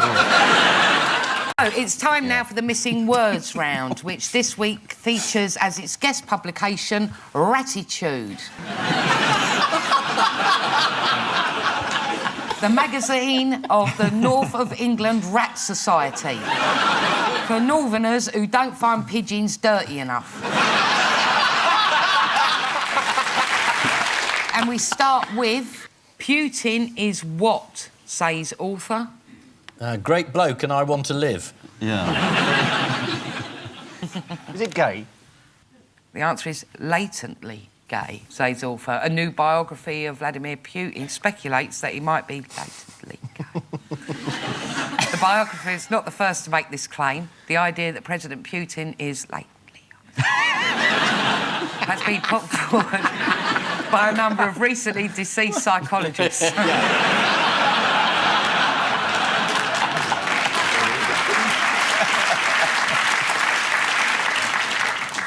Next, chimps take what? Is it the fucking piss? The answer is chimps take their owners to court. No, they don't. This is the story of a court case in New York in which 4 chimpanzees are seeking to be recognised as humans. The complexities of the chimpanzees' case have left legal experts scratching their heads, rubbing their asses on ropes and eating things from behind each other's ears. Next, from a rat PR point of view, what was very negative? The bubonic plague. No, it's the name Red-Eyed Devil. Next, Chinese girl had what in her ear? British Prime Minister talking patronisingly. Got a flower in her head. It was a fully grown dandelion. A doctor tried to remove it by blowing, but all that happened was he found out it was 3 o'clock. Next, what was high at Thirsk Rat Show? Sexual tension. The body count. It was an absolute bloodbath. Yeah. The safety officer. Looks all right to me. Just duck the rats on it.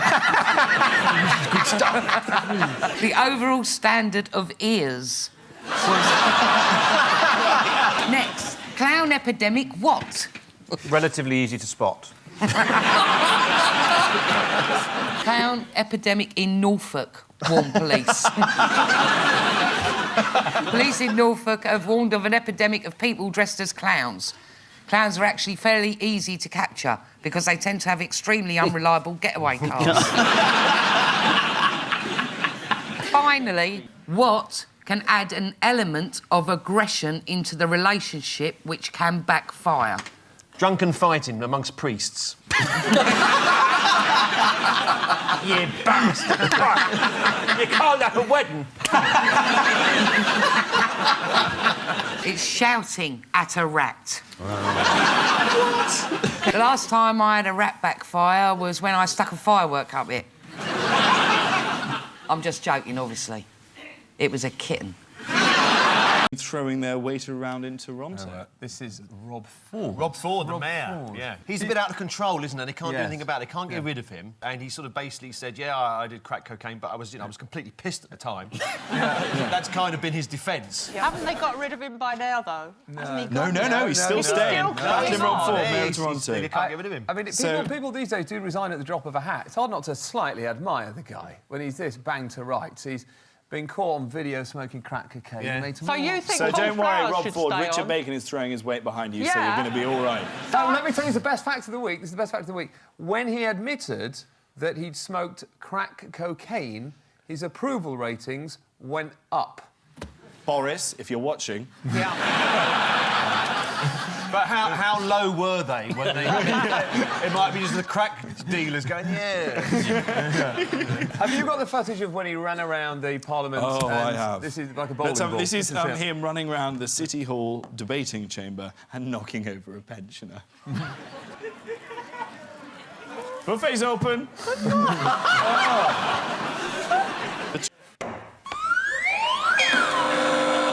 Oh! Right, Paul and Marcus. There's a woman being inflated on the beach. Yeah, that's the girl who was accused of being a Russian spy because she went out with a politician. They found she wasn't a Russian spy, she was just a Russian. Yep, you're quite right. They thought she was a spy. She used to go into the House of Commons canteen and say, these sausages are rather cold for this time of year. The seagull flies high above Krakow. It sounded like secret messages. I think they actually thought she was a spy because she made a beeline for a member of the Liberal Democratic Party So not very well informed, then? No. They thought, what other reason could there possibly be? It's phoning the Kremlin going, they are going to make corduroy compulsory. Indeed, this is Katya Zytyleviter, who had... I know, you bet you've practised that, haven't you? Конечно. Yeah, it was very good. That's all my Russian. That's very good. You just learned her name and that was it? No, конечно. I just said of course. Bless you. Oh, it was of course as well, blimey. Здравствуйте. Меня зовут Кирсти. Как тебя зовут? Oh, very good.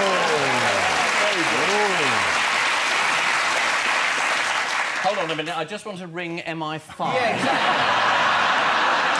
You're falling for the oldest trick in the book. We invited you onto this show. This show's not going out this week. These are cardboard figures. That's not Giles Brandy, that's a puppet. For the Muppet Show. If it was. Basically, Ryan Giggs has spent an awful lot of money to ensure that he's become world famous for stuff other than football. Yeah. But people still might be sued for telling people that it was him, so... Yeah, well, that's right. The MP, John Hemming, yeah, he said that apparently 75,000 people named Ryan Giggs on Twitter. It's not possible to arrest them all. Well, I mean, it's worth a go, though, isn't it? I mean, well, the only thing is, the injunction is still in place. That's right. That's the thing. Absolutely. Despite the people keep going blabbing it out, there's a legal expert, Joshua Rosenberg. Yeah. This is what he had to say about it, right? Well, the law is clear. There is still a court order in force which says that we can't name Ryan Giggs as the person who brought these proceedings. Stop! I'm pleased we can say his name, though, because I was getting so fed up. Every newspaper, every day, it was like, Imogen Thomas has been having sexual liaisons with a man who cannot be named. It's like, what, Voldemort? Yeah. I sort of see why he did it as well, Ryan Giggs. Because you get the superintelligence, he knows that if his identity was known, then people would know not only who he was, but also that his marriage was on the rocks. And at that point, John Terry would be round his house like a sex-crazed whippet. Yes, the worst-kept secret in Britain is finally out. Lawyers are a complete waste of money. As the row unfolded, thousands of Twitter users named Ryan Giggs in what the Daily Mail called one of the biggest acts of civil disobedience in modern times. Top that, Syria, lightweights.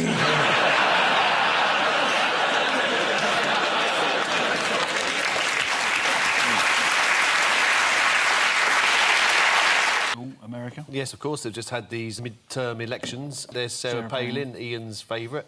And then there's Obama, the president, who is not doing very well at the moment. The American people, 1 in 4 think he's Muslim, 1 in 10 think he's a terrorist. 1 in 50 think he's a holiday they took in Mexico in 1968. In the last US election, it was hockey moms. Who are the rabid right-wing Republican banshees these days? What are they called now? Mama Grizzlies. Mama Grizzly and the Tea Party. Sarah Palin said Mama Grizzlies are ordinary people with common sense who just kind of know when something is wrong. That's good. When she was nominated for vice president, the head of the Republican Party in Alaska was asked what her qualifications for high office were. And he paused, and she said, she's the right age, and she's an American citizen. She gave a radio interview. The host said, how would you handle a situation like the one that just developed in North Korea? Palin, obviously we've got to stand with our North Korean allies. To which the host replied, South Korean.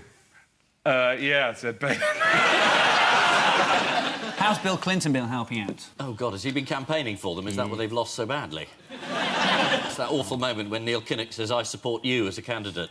I think he'd be good for them, wouldn't he, though? Do you? You liked him? You liked Bill Clinton? I thought he seemed like a very nice man. Did you meet him? I have met him once, actually, yes. Was he at one of your concerts? No, he wasn't. He made me feel very special. He came...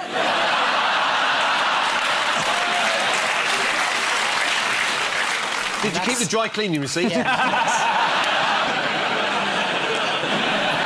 On the eve of the election, Bill Clinton made his own contribution to the campaign. According to The Times, Mr. Clinton went through 9 different states, including arousal, ecstasy, exhaustion and guilt. Yes, this is... Miss BMP? Yeah. I don't think he's a real policeman.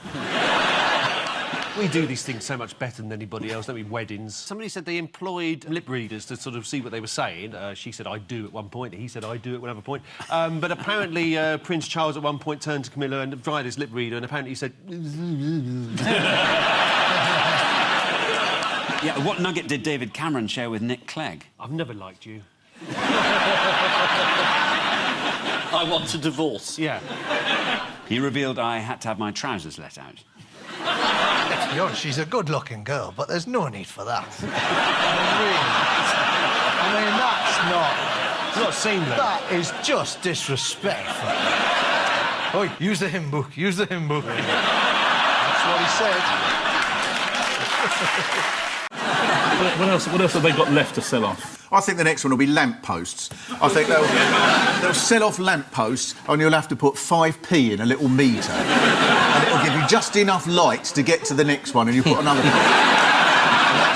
Somewhere George Osborne is writing that down, you know that.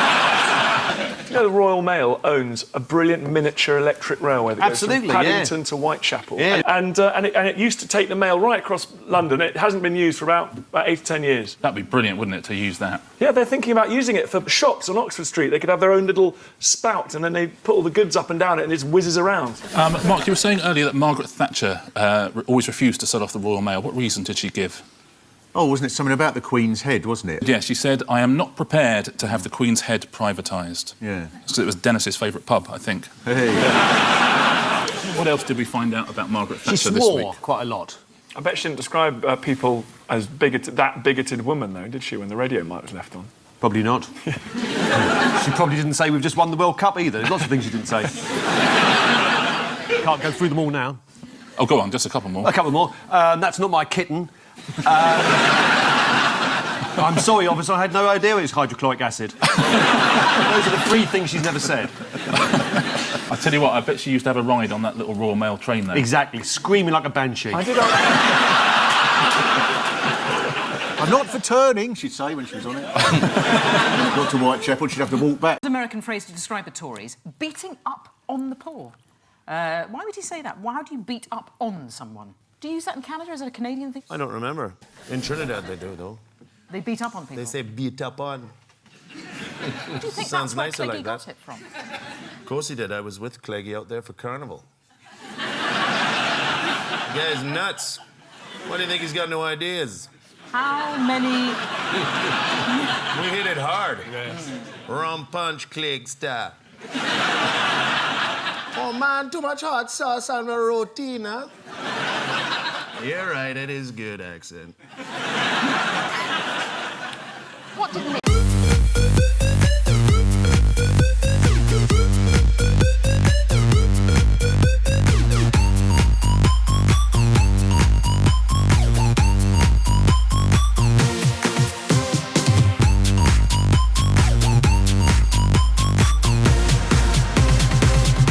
Everyone's on their toes for a new series of Have I Got News for You, starting this Friday at 9 on BBC One.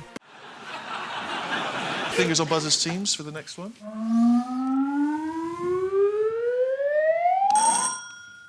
Have they shut the Humber Bridge to stop people going to Hull? Stop people going to Hull? Yeah. They don't want any more tourists. They've got enough.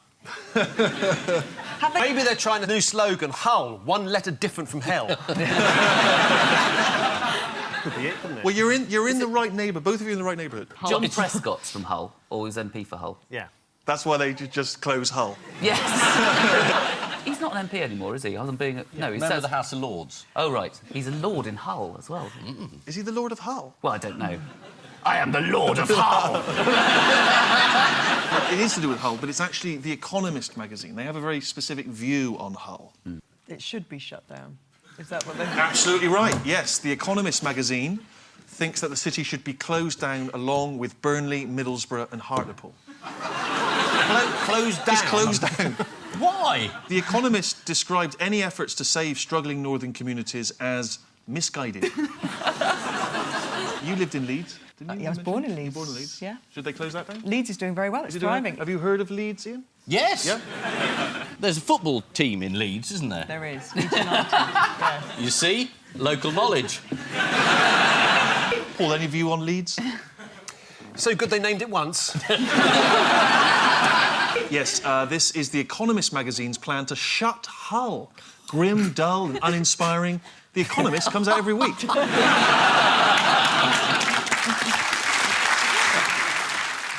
Because on Buzzers teams is the next one.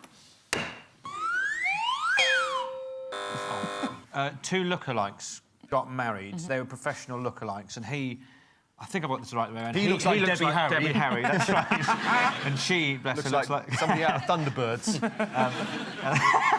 Here are the happy couple. Yeah. Oh, it's uncanny. Anyone know who else came to the wedding? Robert Mugabe. Oh, I tell you, he was very good. That's right, yeah. Bomber Harris. Shall we look at their Yes, mates? please. Who Yeah, they're yeah, supposed to be? As we thought. Gordon Ramsay, Ricky Gervais, the couple, and David Beckham. Not doing too bad, is No, what you doing like. all right, yeah. Once you close your eyes, it's easier. And worst of all, this is supposed to be Mr. T. Well, it's ridiculous because Dennis Thatcher was white, so... Yeah. That was one of the things he was quite insistent on. Also, Kate and Prince William turned up. Who didn't look like himself this week? Anyone see this picture? Tom Jones. Yeah. Is that real? Yeah. Looks pretty good for a tomato of his age. Yeah. Is he learning Mandarin by becoming an orange? Blimey, students, they've woken up. They've been told that the teaching budget's been cut, they're going to have to pay 3 times as much and pay it back for the rest of their lives, and they're thinking, I'm not sure I approve of that. A student was interviewed and said, and I quote, "There's no jobs out there, and now they're asking us to pay 9 grand a year, which if you do 3 years, that's like 21 grand.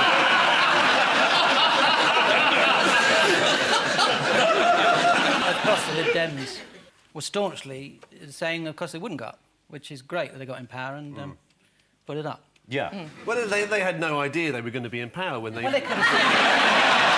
when they made these promises.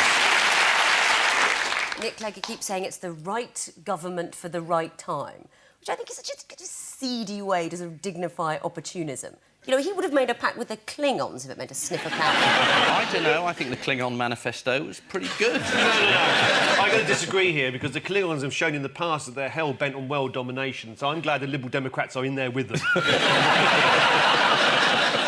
And the Klingons always get the Lib Dems to make the policy announcements. Absolutely. They're going to blow up a whole planet. They say, oh, get the Lib Dem to announce it. The Lib Dem party in this arrangement is the equivalent of the guy you see on Star Trek walking around the planet who you've never seen before, is the first one to get killed. That's the Liberal Democrats in this arrangement.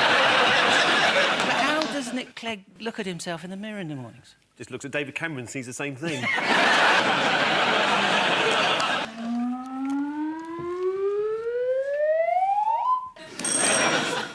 It's a new starter home.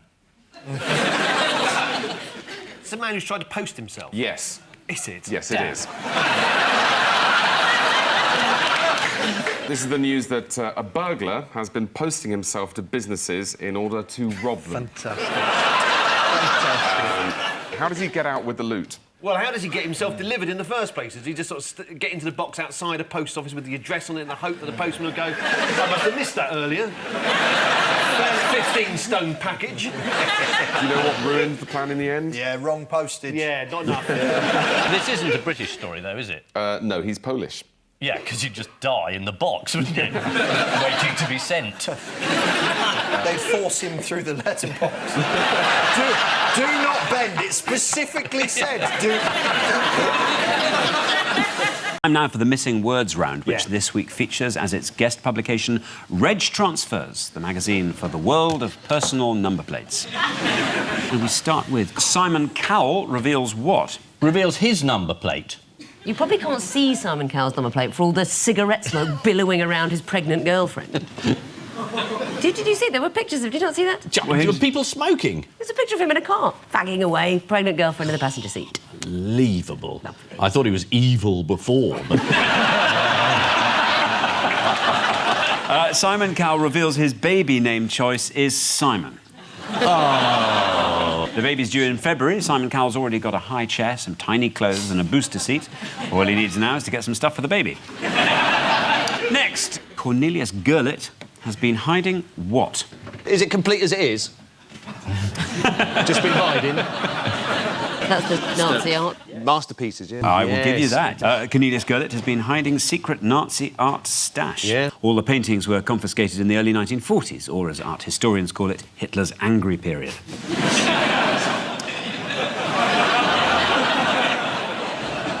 Next, in Essex, we all have what? Automatic weapons. An intrinsic knowledge of our local area. Personalised number plates. Personalised plates. Yeah. There we are, yes. In Essex, we'll have personal plates. I wanted my initials on my car, but I didn't fancy splashing out in a personalised number plate, so I just bought a second-hand AA van. Brilliant. Next, police dogs will receive what? I know this. Go on, then. Pensions. They're going to get pensions. Pensions? Absolutely right. And rightly so. Yeah. Rightly so. Yeah. I can't believe nobody said truncheon meat. Now, they did. That response is the reason why nobody did. Next, George W. Bush planning what? A gallery, an exhibition. Yeah. He's going to open an exhibition. Yeah, but that's almost there, yes. He's planning to paint a series of... He's planning to paint a... Oh, Lord. George W. Bush is planning to paint a portrait series of world leaders. God, we used to accuse him of not being able to read. Yeah. According to the Telegraph, he is also known to dabble in landscapes, as the people of Iraq know only too well. And finally, David Suchet admits to what when playing Poirot? Oh, I know that one. Yeah. What is it? Yes, he's got a penny up his arse, hasn't he? So it helps him mince the walk. Oh, absolutely right, yep. David Suchet admits to clenching a penny between his buttocks when playing Poirot. Which he learnt from Laurence Olivier. Yeah. Who I think had more than pennies up his arse at one stage.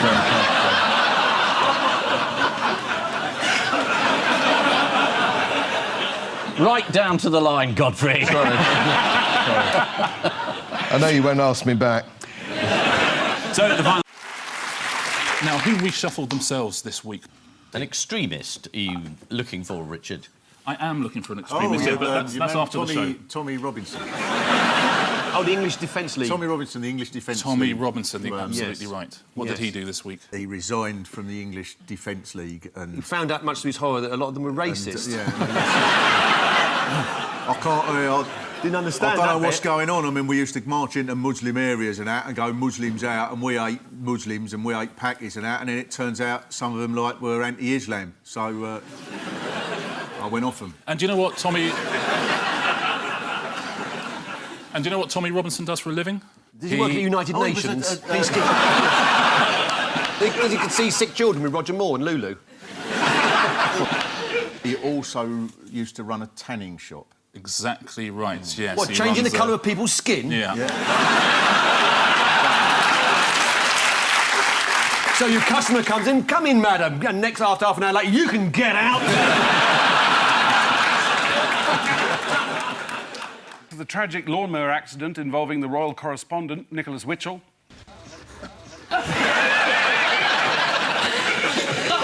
In Tokyo, inventors of the latest high-tech toy, the Kickbot, admit it may have been a mistake to base the software on the England team's recent performance.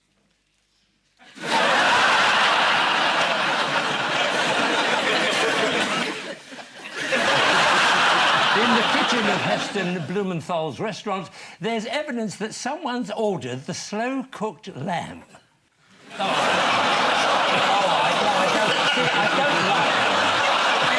And after analysing the first leadership debates, body language experts conclude that in the event of a hung parliament, Nick Clegg would dither and then join the Tories.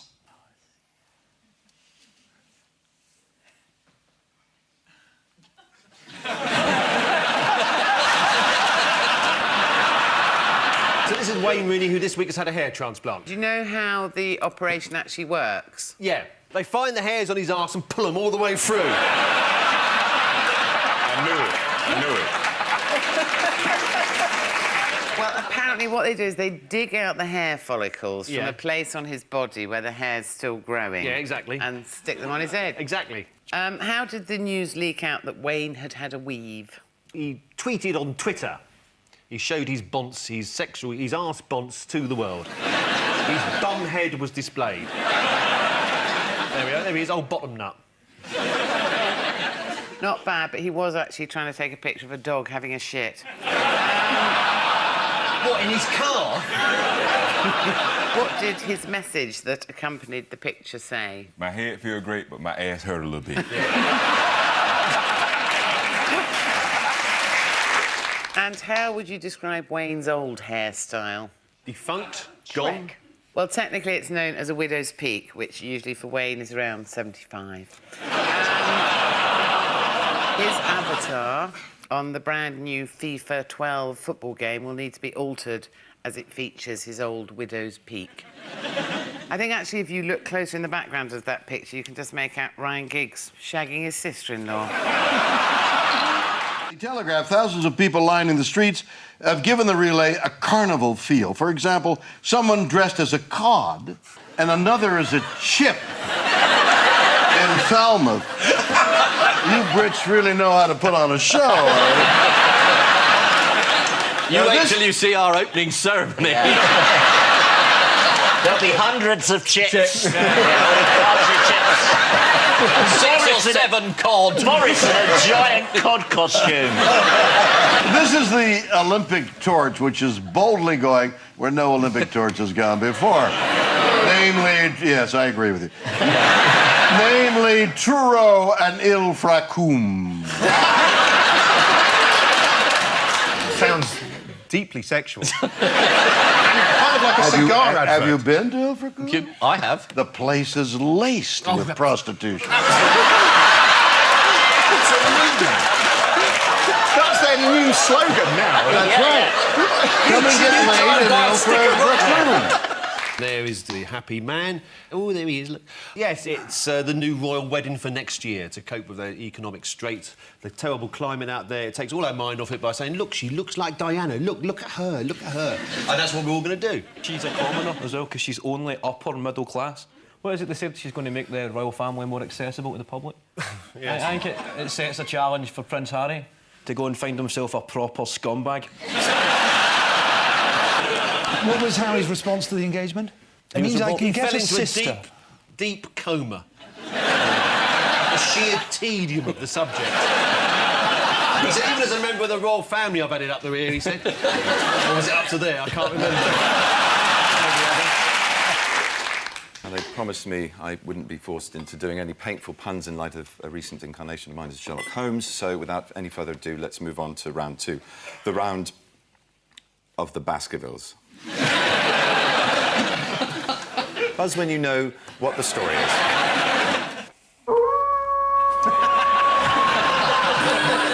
Yes, this is the Kim Jong-il, whatever his name is, and that's his son there. He's had sewn onto his lapel.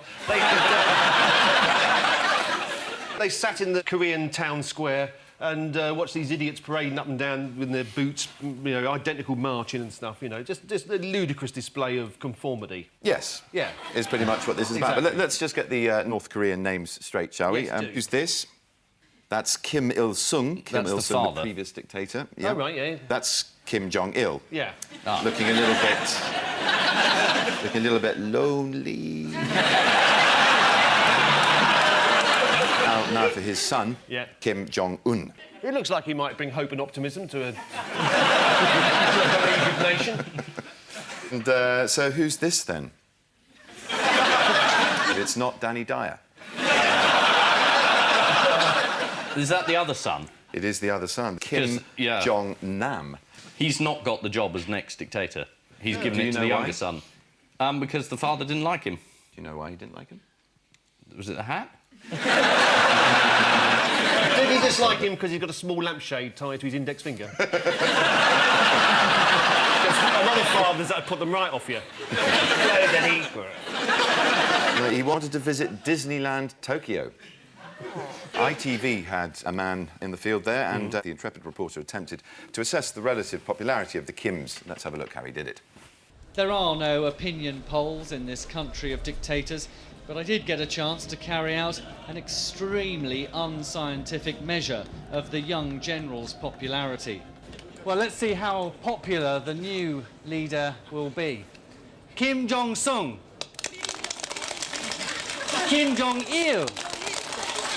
Kim Jong-un. Much more popular.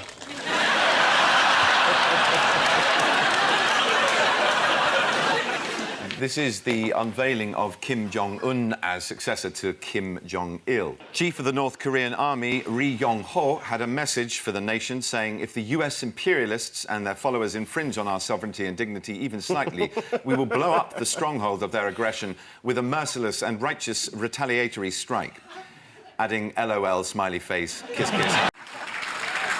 According to the Daily Telegraph, in musical terms, a song is an unlikely combination of choral and rap, known as crap. I think I'd rather like that. What? Zadok. Really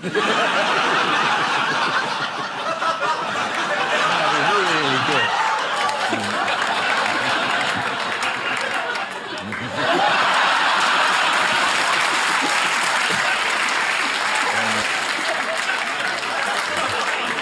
You'll never guess what I just imagined. I imagined that was empty. It's the best reaction I've ever got out of Paul. You've never said before.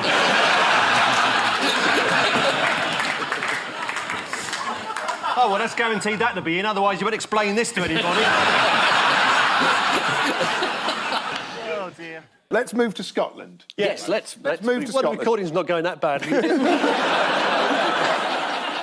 Why is this big tent up in Nicola Sturgeon's garden? She got 2 garden waste bins, is that? Is that what this is about? 2 gardens. That is. You've got 2 gardens. Yeah. I mean, it was quite a big event in Scotland. I mean, the former First Minister's husband, who was the chief executive of the SNP, was arrested and the police swooped. But it's missing 600 grand, isn't it? Yeah, they raised 600 grand for a referendum campaign, and there wasn't a referendum, and then the money seems to have disappeared, and then Nicola Sturgeon's husband lent over 100,000 to his own party, and he said his wife didn't know because they don't talk much. Looks like they don't even share a recycling bin.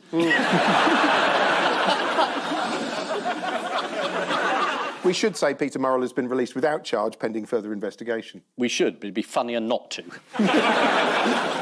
You know, in Scotland, I mean, if there's a big loan crisis involving the leader, you know, something happens. In this country, you know, usually the bloke stays as chairman of the BBC, so...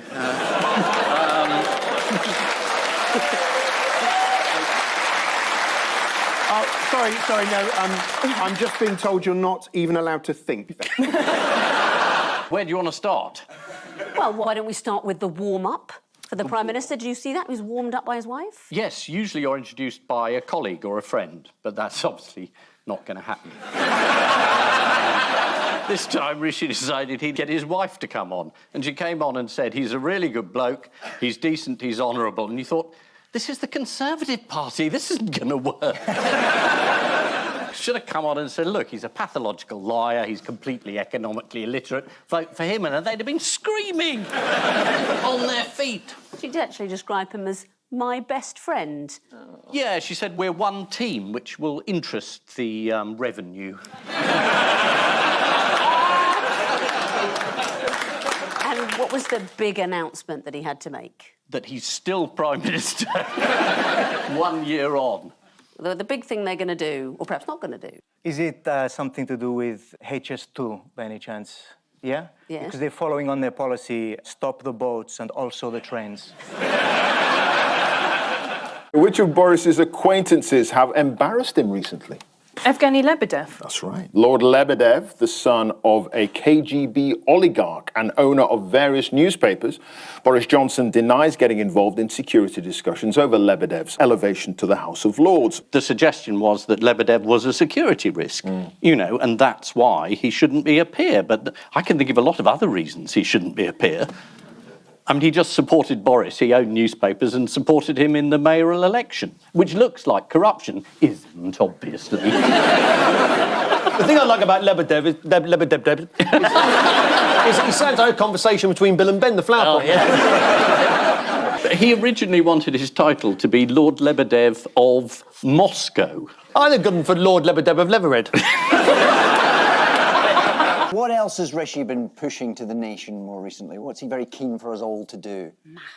Maths. Yes, he wants to reimagine our approach to numeracy. When I read that, like, his school has, the school he used to go to, has a private art collection.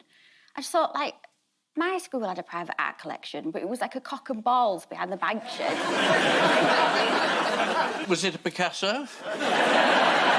That's a private art collection, isn't it?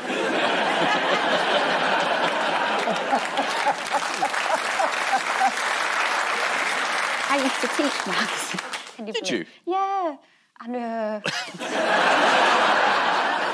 He's announced this twice now, it's his thing. But this time he actually elaborated a little and he said, look, if we were better at maths as a nation, you know, we would be less likely to lose tens of billions of pounds. And you thought, does the name Liz Truss ring a bell? The most exciting moment was Keir Starmer getting glittered. The protester, no one quite knows what he was actually protesting because it was very long and complicated, Yes. and he was still explaining it as he was being dragged past us. I thought it was someone from Just Stop Strictly.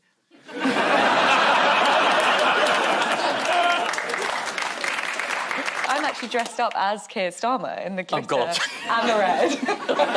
Starmer wouldn't be wearing red.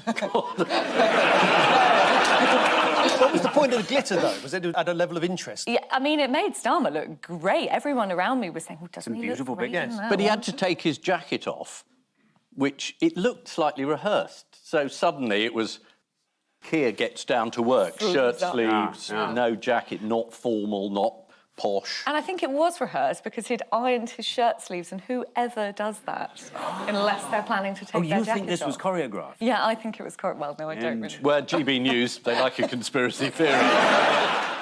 Well, the Select Committee was asked to look into the handling of COVID, and their response was that it was probably, I don't know, not very good. No, they actually said it was the worst public health crisis in British history. That's right. So the government's COVID response is up there with the Black Death. I'm not exaggerating. I'm trying to be balanced. So what did the report find? It concluded we didn't lock down quickly enough, we didn't protect the elderly in care homes, we didn't close borders quickly enough, and we were wrong to pursue herd immunity. I mean, Gavin Williamson would call that an A-star performance. The report was severely critical of the £38 billion test and trace system, calling it slow, uncertain, and often chaotic. Dido Harding was unavailable for comment. I say unavailable, no one could track her down. The report did say as well that we should have challenged the science before. Well, that's right. Because I thought the science was like this one thing that everyone agreed with. Turns out there are lots of sciences and they don't always agree. But I would say that the British public, we challenged the science a lot. I mean, on my family WhatsApp group, everyone was virologists, you know what I mean? Why has our vaccination rollout been so successful? Has it? No, I don't believe it's difficult when they say it's been a real success, because I feel like the government always says what we've done is a great success. And then they talk sense sometimes, but I feel like if wisdom started coming from the toilet, I would be suspicious, because I'd say, well, that sounds true, but it's coming from the toilet. Yeah. And that's how I feel anytime Matt Hancock speaks. But there was a very, very good guide this week. The Prime Minister was asked why he thought our figures were going down so much, and he said the important thing to remember, it was not the vaccination, it was the lockdown. And I thought, great, it's the vaccination. You know, we've now got our relationship with the EU on an even keel as well, haven't we? We're sending them the Kent variant, and they're sending us the vaccine. It's a pretty good deal, really. You're way out of line, fella. Right. Genuinely, I'm going to say it, that 48 hours is the most I've enjoyed football in my lifetime. And I say that as a football fan, because you had anger, you had excitement. That's why I'm into football. And then we won. I've never experienced that before. It was everything. Which team do you support? Plymouth. Oh, I see. We weren't in the 12. No. You're lucky to be in the 92, aren't you? And then it created a situation where Boris Johnson was seemingly taking an anti-capitalist stance. I heard him, complaining about the commodification of football, how it couldn't be untethered from its roots and just sold around the world. And I was like, not expecting that. So, starting to see kind of like socialism perhaps creep in as a not quite, certainly a response I hadn't anticipated. Do we suspect that those billionaires who own those clubs had failed to donate to the Tory party? Never that. Ian, did you take part in the protests at all? I was down there outside the Wembley. Wembley. No, don't help him. Watching Ian struggle with popular culture is one of the highlights of my life. She did suggest that certain types of racism should be considered racism and others should be just merely prejudice. Yeah. And that included Irish people, travellers, and Jews. Yeah. And this is a bit of a problem for the Labour Party, the putting the word Jews in again. Yeah. And yes, it was late at night and she was sending a formal letter to the Observer, so, you know, hey, we've all done it. Well, like so many first drafts of any letter you write, there's a hell of a lot of racism in there. That's what second drafts are for. That's right. Dear milkman, why is my milk white? There's so many things that have to go wrong there. 1, you write a racist draft. 2, you open an email. 3, you add an attachment. 4, how is it? I don't understand how this has been an error. She did apologise for a letter. The explanation was that she had sent an initial draft, and she had obviously had a couple of initial drafts. She tried to say that the errors arose. It's like she didn't write them down; they just arose, like mold. She just left the window open, and some anti-Semitism just kind of settled on the letter. There was a wonderful moment where Keir Starmer had to pretend that this wasn't terrifically good news. So he's very, very sad that he had to sack this ghastly old friend of Jeremy's. And out she goes, goodbye. Actually, Diane Abbott has had the whip removed by Keir Starmer. Yes, she's not been sacked. She's not been sacked. Diane Abbott's just had the whip removed. Yes, that's very different by from Keir being Starmer. sacked. I'm glad no one said she'd been sacked. She's not been sacked. No, She's had the it's whip just having the removed. whip removed. Yeah. Very, very different. It's a very simple procedure. Yeah. I mean, it's quite an extraordinary thing to say that redheads have been through the same thing that Jews. Can you imagine gingers wandering the desert for 40 years? They wouldn't last 40 seconds. I mean, the burning bush wasn't even a bush. It was a redhead who forgot their sunscreen. Why does the king think we should be playing the bagpipes? He's finally lost it. Oh, it's very good for your breathing. Yes. It's really good for your lungs. Yes, exactly, that's right. No, it's good for your health. A Scotsman advised that beginners may wish to find a large field to play in. But I prefer a panel show to practice on. Oh, yeah. So, there we go.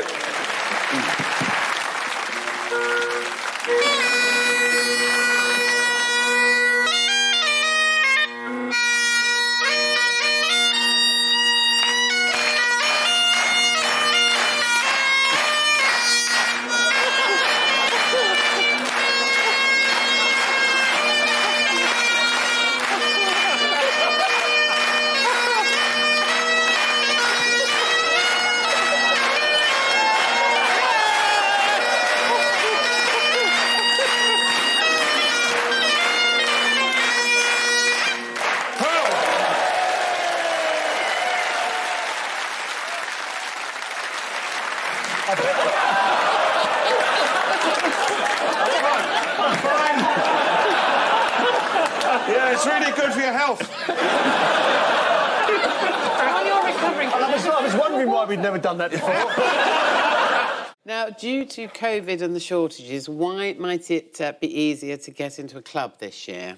When you go into a club, Yes. what's there to sort of make it difficult for you? The music for me. Security, the bouncers. Oh, there's a shortage of bouncers. That's right. there is there? Yes. There's a shortage of bouncers. Yes. Which is great news for you, Ian, because you don't need to keep colouring your trainers with a Sharpie. I don't even know what that means, Ian, but anyway. So why is there a shortage of bouncers? There's not enough of them. It's going to be...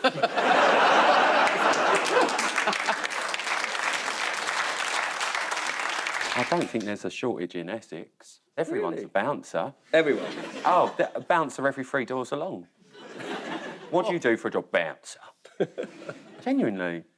Can you have one in your own home? How do you know I haven't?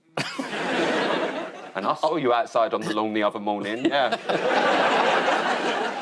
Economists' explanation for why there's such a shortage of everything is known as the Great Supply Chain Crisis, which means that things like Tankers are in the wrong part of the world, but obviously bouncers are in Essex, which is obviously the wrong part of the world. There you go. There you go. And there are no lorries to take the bouncers to other bits of the country. You can't transport them across. Yeah, because you can get about 1,000 of them in the back of one of those big trucks, can't you? Well, they can't get into the trucks because the truck drivers say, "You're not coming in here dressed like that."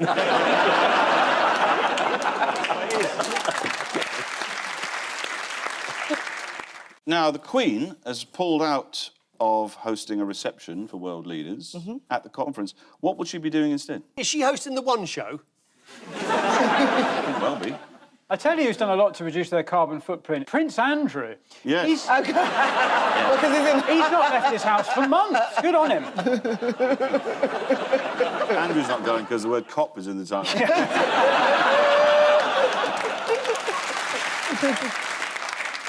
The Queen actually has been told to rest. But why is she so knackered? 95. And apparently sources have told the press that she has been staying up late to watch TV. What sort of source is that, though? Me, I probably said it. I don't know. So, I mean, she probably watched the extended version of this show, which goes out at, I think, 3:07 in the morning every Wednesday. Yeah, it's good. Well, the BBC have been really giving it a push. They have. They've been giving it a right look. There you go, see? Contains some strong language and adult humour. Fuck me, I never knew that. Is that Rue Paul Merton? Yeah.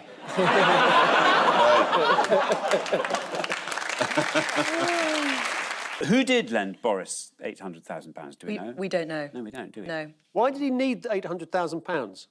Well, that's, you know, Just it doesn't go far with that number of metre kids. of gold wallpaper. Yeah. Why would Boris need all this money? Yes. I was asking you. Oh. You just said a very funny joke about all the children and talking over it with some crap. He would need it for all his children, Ian.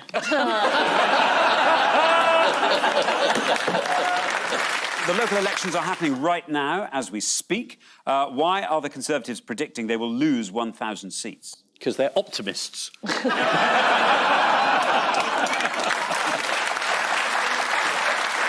I think they're trying to let us down gently. Yes, then if they lose Or less than themselves. 1,000 seats, they can claim a small victory. It's a bit like the captain of the Titanic saying New York's not a very nice place to be.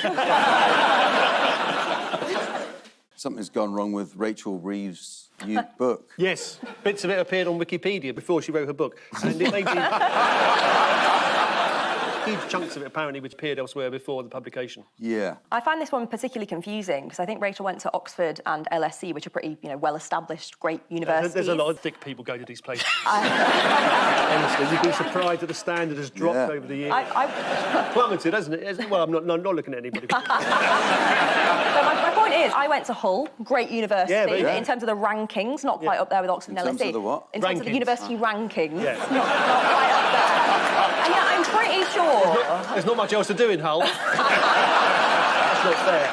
But I'm pretty sure one of the first things we got told was, one, don't plagiarise, and two, certainly don't do it off bloody Wikipedia. Yeah, no, exactly. If you're going to copy, don't copy bollocks. Yeah. How has Conservative MP Michael Fabricant been helpful? Is he not giving any interviews at all? He was discussing the birthday gathering for which Johnson received the fine, and Fabricant told BBC Radio 5 Live, the way it's been characterised, you would think they were pole dancers. Of course not. That was when he was mayor, remember? But again, it's the least of the parties, isn't it? I mean, there's the Bring Your Own Booze party coming. Yeah. There's plenty of other The parties. karaoke party. The karaoke party. The wine fridge party. Yeah. I bet they're really grim, those parties. I bet they're not even that good fun. You get invited to a party in 10 Downing Street, you say no. Yeah, I did. Yeah. You got invited? Yeah, Wow. I did. When was it? This wasn't last year, please. No. No, I got... You're not still doing the pole dancing, are you?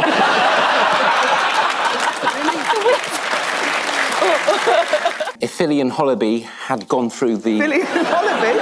That's how they're calling themselves now. If they'd gone through the proper queue, it might have upped the numbers a bit, but they weren't actually record figures of attendance, were they? No, apparently they were slightly down. Why do you think there were fewer people for this? The internet. People have other things now. And the telly. You can watch it on the telly. Live feed, ironically. Well, the other reason is that on previous... On previous occasions, people have travelled to London from all parts of the country, but it's much harder to travel these days, isn't it? It just shows how little the Prime Minister understands the public, in that he thinks if his girlfriend's snotty about John Lewis, then that's fine. It's old Granny Theresa May. Oh, ghastly, embarrassing style. Who do you think votes for you? I gave Carrie the benefit of the doubt, but now I've realised that she's like a lot of my girlfriends that have Instagram accounts for their home renovations. I'm sure you see this all the time, Ian. Yeah, no. Get furious about it. And they, spare me. You know, 2 trips to H&M Home and they think they're John Rocher all of a sudden. One of the allegations that Dominic Cummings makes in his blog is that the leaking last year of details about the second lockdown was not him. Who does he say it was? Michael Gove. Near. A guy called Mauve. Anybody called Guy called Mauve? Can we look that up? Is there anybody called Guy called Mauve? The argument was whether it was this friend of Carrie's called Henry Newman or whether it was Cummings. And you've got, I mean, it's a very, very difficult thing to assess. You've got the Prime Minister saying one thing and Dominic Cummings saying exactly the opposite. I mean, which one do you think is lying?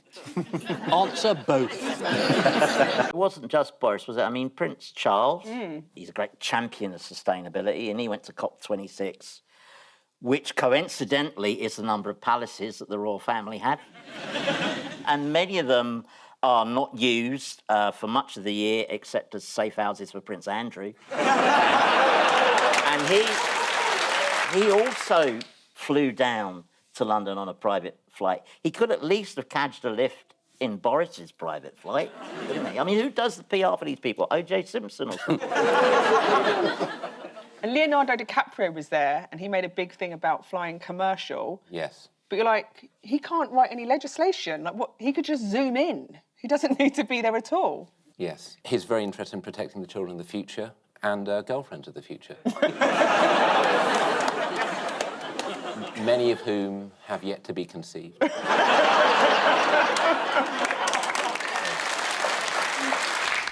We're at a bit of a disadvantage with this question because it's Thursday and we don't know what's happened. So over to John. What's going to happen?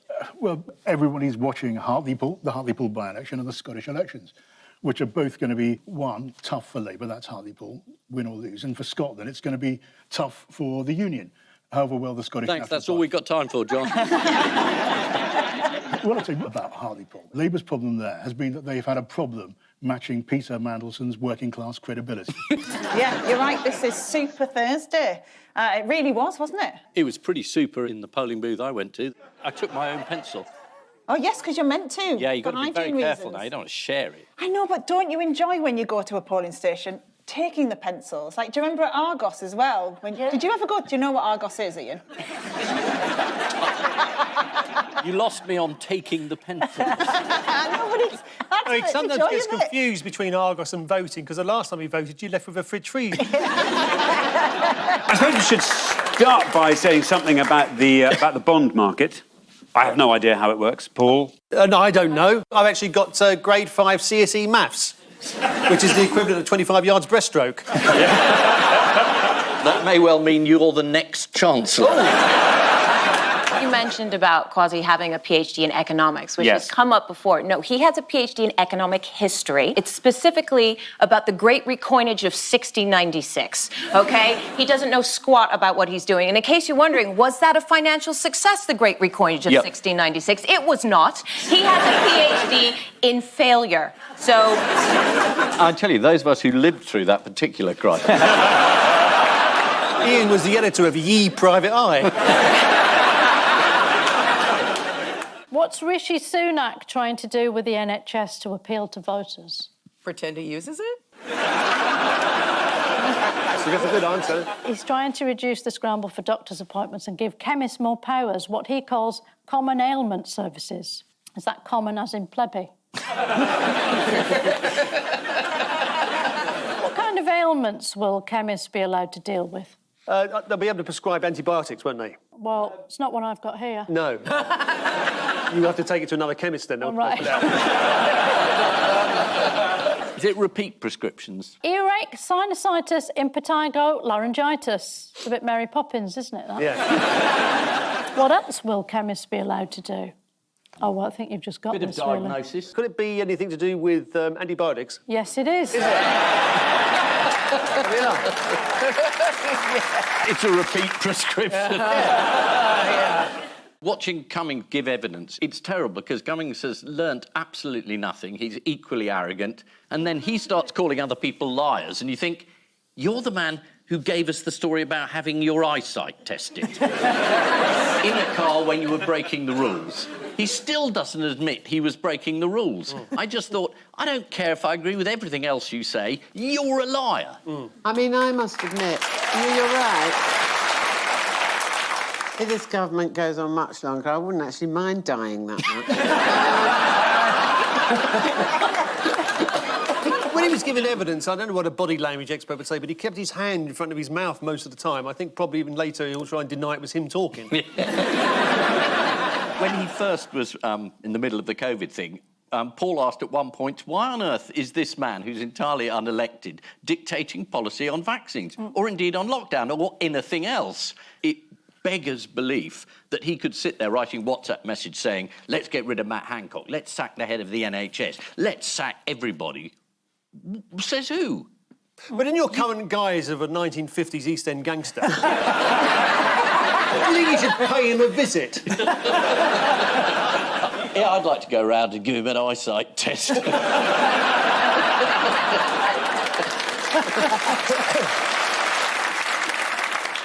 I read the story originally in the Mail on Sunday, and it said Angela Rayner disrupted Boris's Oxford Union debating skills.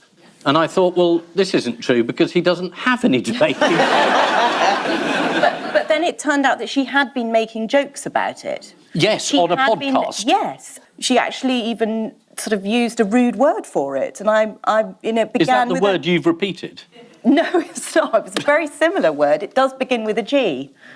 I think we're going to be showing that word later. So. Oh, right. In what way? In what way? I'm going to be uncrossing my legs. What is the Anti-Growth Coalition? It's an imaginary group of enemies. If you are doing very, very badly in the polls and you have no ideas, traditionally, you invent an enemy. You just list everybody and say they're anti-growth. They're anti-her. I mean, if she thinks she is some sort of growth.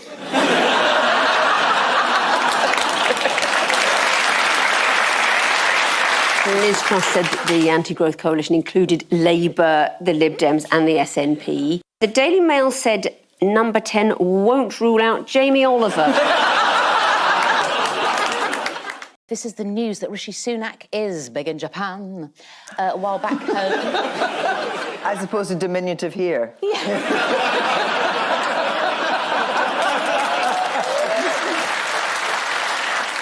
remember big in Japan? No. No. OK. 1984, Alphaville.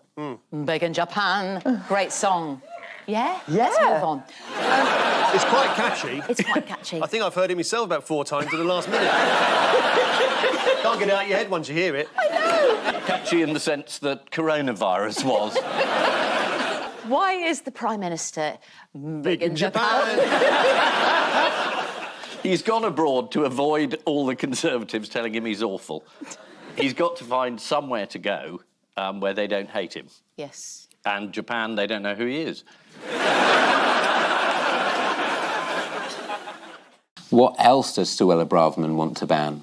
Homeless people? Tents. People using tents. That's right. I mean, if she was just trying to ban camping, I'd be behind her. But then you'd have to word that bill very carefully. You would. You would. There'd be a lot of pantomime to be out of business. That's right. I'm on in Richmond this year, by the way. Yes, she is trying to ban tents. She said sleeping on the streets is a lifestyle choice. Nobody in Britain should be living in a tent. It's a surprise that more people don't choose to live in opulence. Homelessness is a lifestyle choice. It's the last time I buy a big issue. If it can help the homeless, I help you live your dream more, like bugger off. Loving it. It was not his finest hour. Anyway, he didn't invent that bus pass. That wasn't true either. She would have been entitled to go on the bus all day and keep warm anyway. Lucky Elsie. Yes. We do spoil them. Yes. There was another very, very good moment. Susanna Reid said to him, "What are you doing?" And he said, "We're doing everything we can." And she said, "But could you do more?" And he said, "Yes." Boris Johnson, of course, got into some trouble during the course of an interview before the election for saying he didn't know who Lorraine was. Did you see the way Ian's eyes glazed over there? I know who she is. She invented a quiche. Exactly. Why are red wall Tories furious with the Prime Minister? This is the high-speed train, yes? It is, Paul, yeah. According to one minister, the revoked plans were a bit like on Bullseye when they show you what you could have won. Whilst another said it's a turd and the Treasury won't even give us the money to put any... What did several plain-speaking Yorkshire folk tell the Yorkshire Post about their feelings on the scrapping of HS2? Knowing Yorkshire folk, it will have either been to say, oh, we're right chuffed that that's finished. Can you not use the word chuffed with train cancellation? Chuffed in Yorkshire means pleased. Pleased, yeah. Yeah. It's the only time they do say please.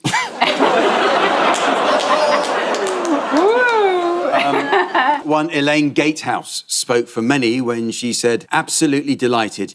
We didn't want it in the first place. Who in their right mind would want to go to London any faster than they can?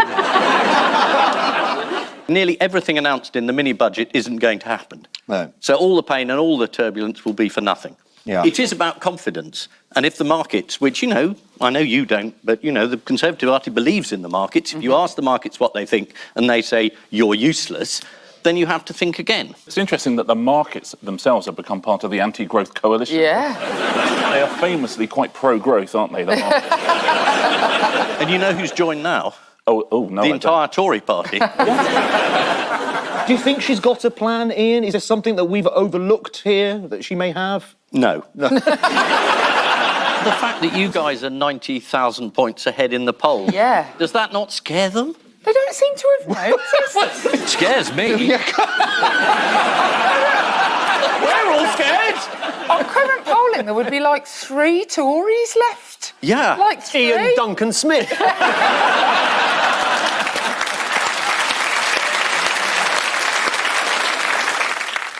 The very good thing about this budget is that the country hasn't tanked immediately.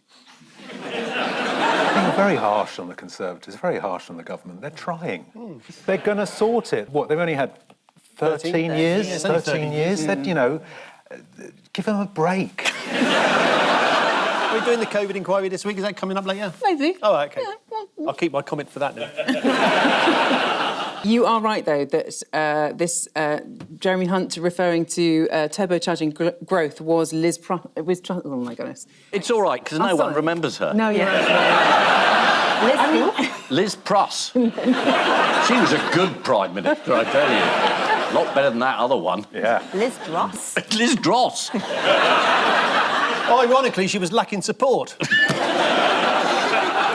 reference to Truss as well, lad. Thank you very much. Thank you. Keir Starmer must be fairly confident that he's not going to be issued with a fine because he said, I'll resign. And the Prime Minister, when confronted with the possibility of a fine, said, I wasn't there, I didn't do it, I have no memory, there'll be an inquiry, we'll get the police to look later. Look at the two different approaches.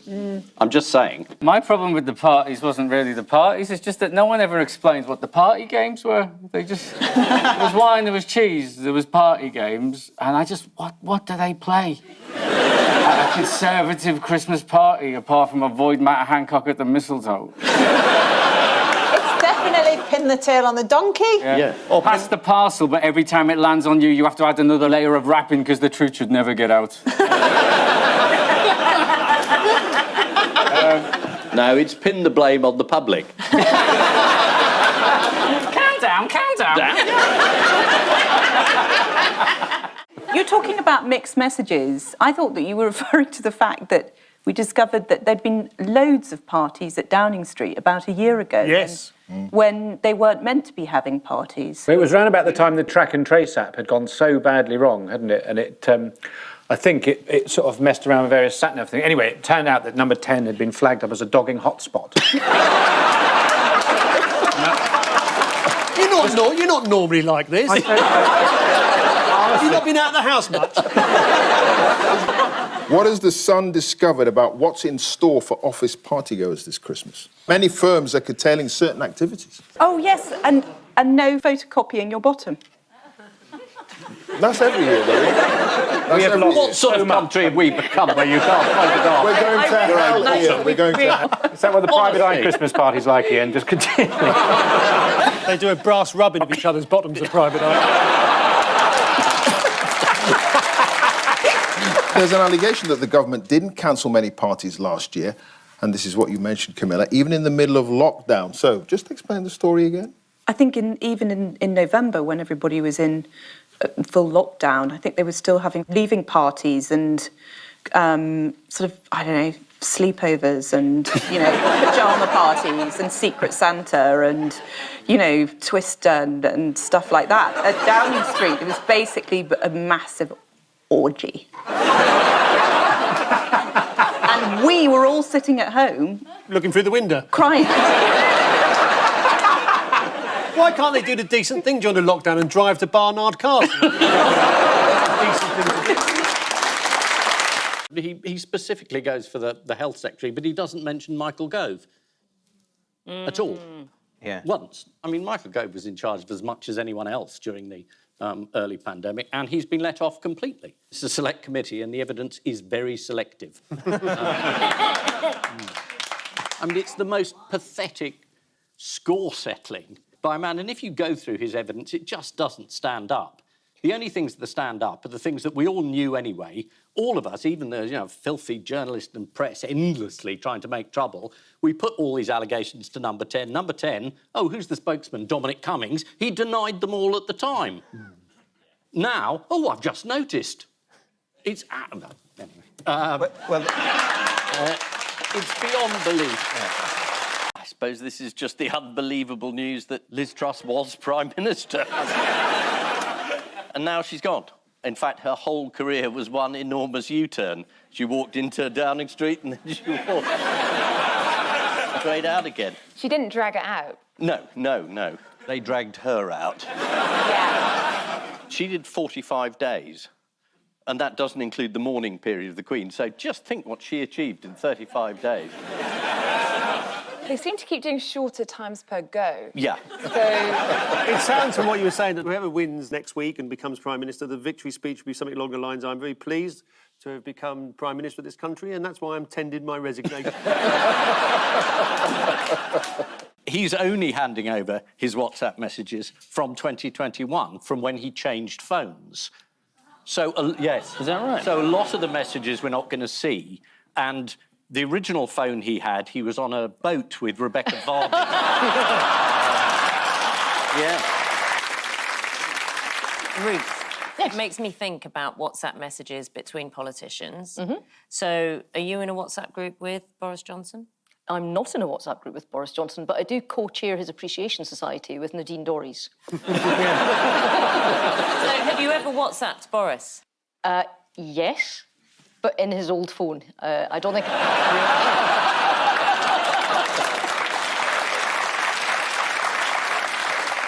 What has the Prime Minister had to say about this COVID inquiry going back and forth? I feel quite sorry for Rishi, because he's in Moldova with Zelensky and the European leaders trying to do big boy politics. And once again, he's clearing up and being asked about Boris Johnson, and he's not getting to do the Prime Minister thing at all. And you feel sorry for him? Well, I do, because he's like this earnest and industrious little chinchilla that works really, really hard. Yeah. And then there's just this big looming gorilla behind him that just takes up all of the space and all of the lights, and he just, he can't get on his wheel. It's a shame. But Ian, you probably know, you can tell us what it means to Greek culture, the Parthenon statues, rather than, because they don't mean anything to us over here, really, do they? No, I mean, it's the frieze on the top of the Acropolis, and the Parthenon is the one in the middle, and it was all one frieze. And Elgin went over there and said to the Ottoman Empire, can I have permission to take a few things? And then he just smashed it, took half of it home. And the idea that no one's ever minded, Byron at the time made a huge fuss. And Elgin was going to put the marbles in his garden.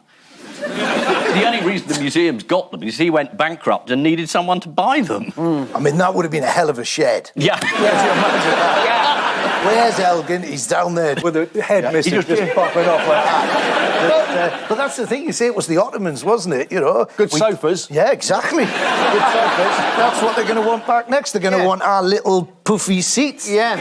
Can I be honest with you? This is all mad interesting, but I don't understand anything you guys have just said. Come on, put it out there.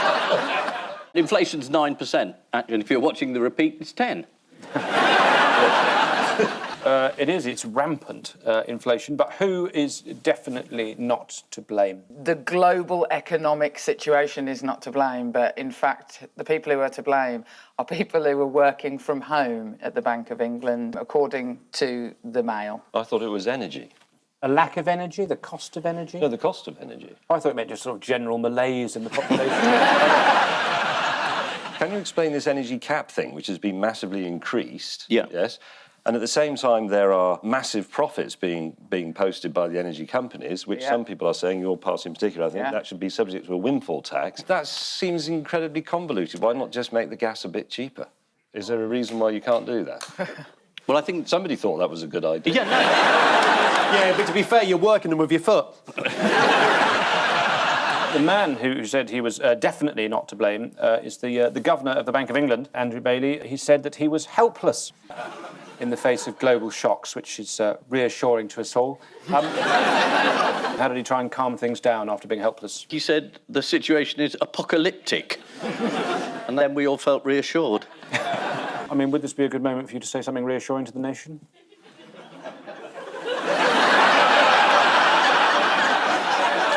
I'm trying really hard. Oh, the Eurovision was fun. Yeah! What a hoot!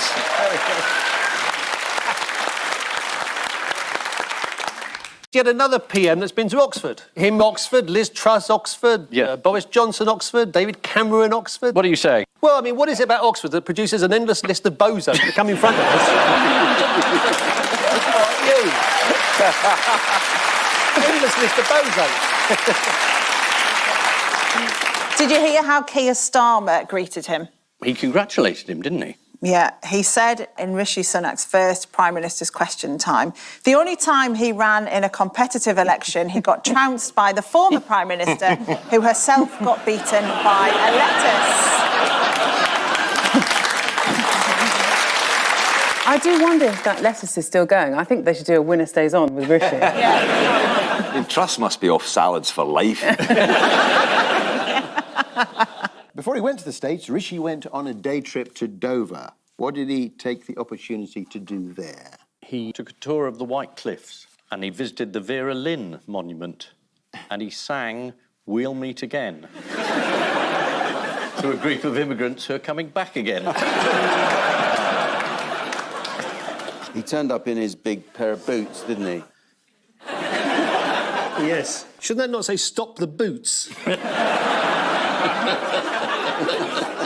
There's no real explanation why he was wearing them. It's just like, oh, these things, that's the way I roll these days. Aren't they very special boots, though? I think they're from Timberland. They're Timberland, yeah. This is actually what kids nowadays call drip. What does it mean, drip, in this context? It means that he's got style. Oh. Right. He'll get a free pair of Timberlands at some point, I'm sure. Yeah. Which he needs, because he's quite short of money. Well, to be fair, they are very good boots. Yeah.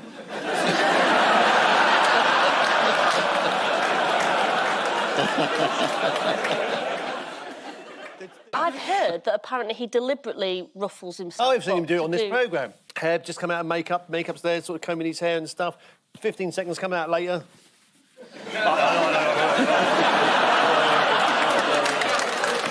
Admittedly, there is a wind tunnel between there and here. But it's an attempt to distract attention from the fact that his answers are all over the place. Yes. Just look at his hair and think, why is that so messy? And then you look at what he's saying, which was pitiful. Yeah. And he was smirking. He's still taking the piss out of us.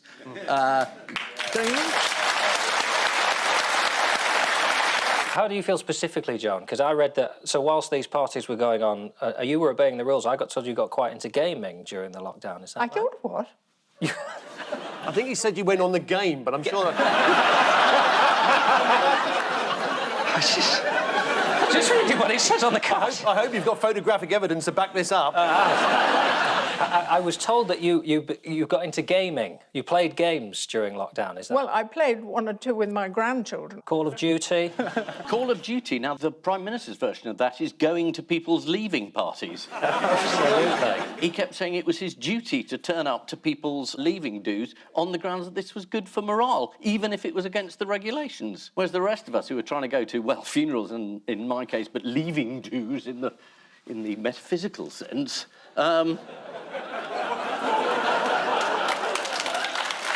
we weren't allowed to go. Everyone says, oh, it's all about the booze and it's all about the parties, how Puritan. Forget about it. It's just the fact that they made the rules and we stuck by them and he didn't. I mean, that is still the point.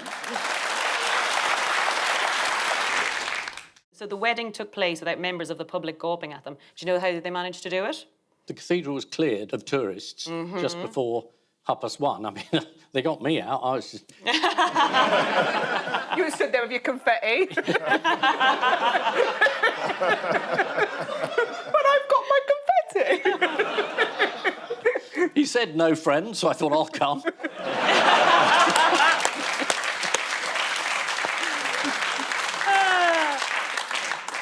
But do you know what they told the people and the staff who were in the church? So they ushered them out by telling them that the building was under lockdown. So, as if, yeah, I know. And then, according to... First lockdown that Boris has been on time with. So what has Suella Braverman admitted to doing 6 times? This is the other Suella Braverman scandal. The immigration one's not enough. You need 2 now. And this is leaking, or sending confidential emails. She's not very good. No. I didn't know she'd done it 6 times, though.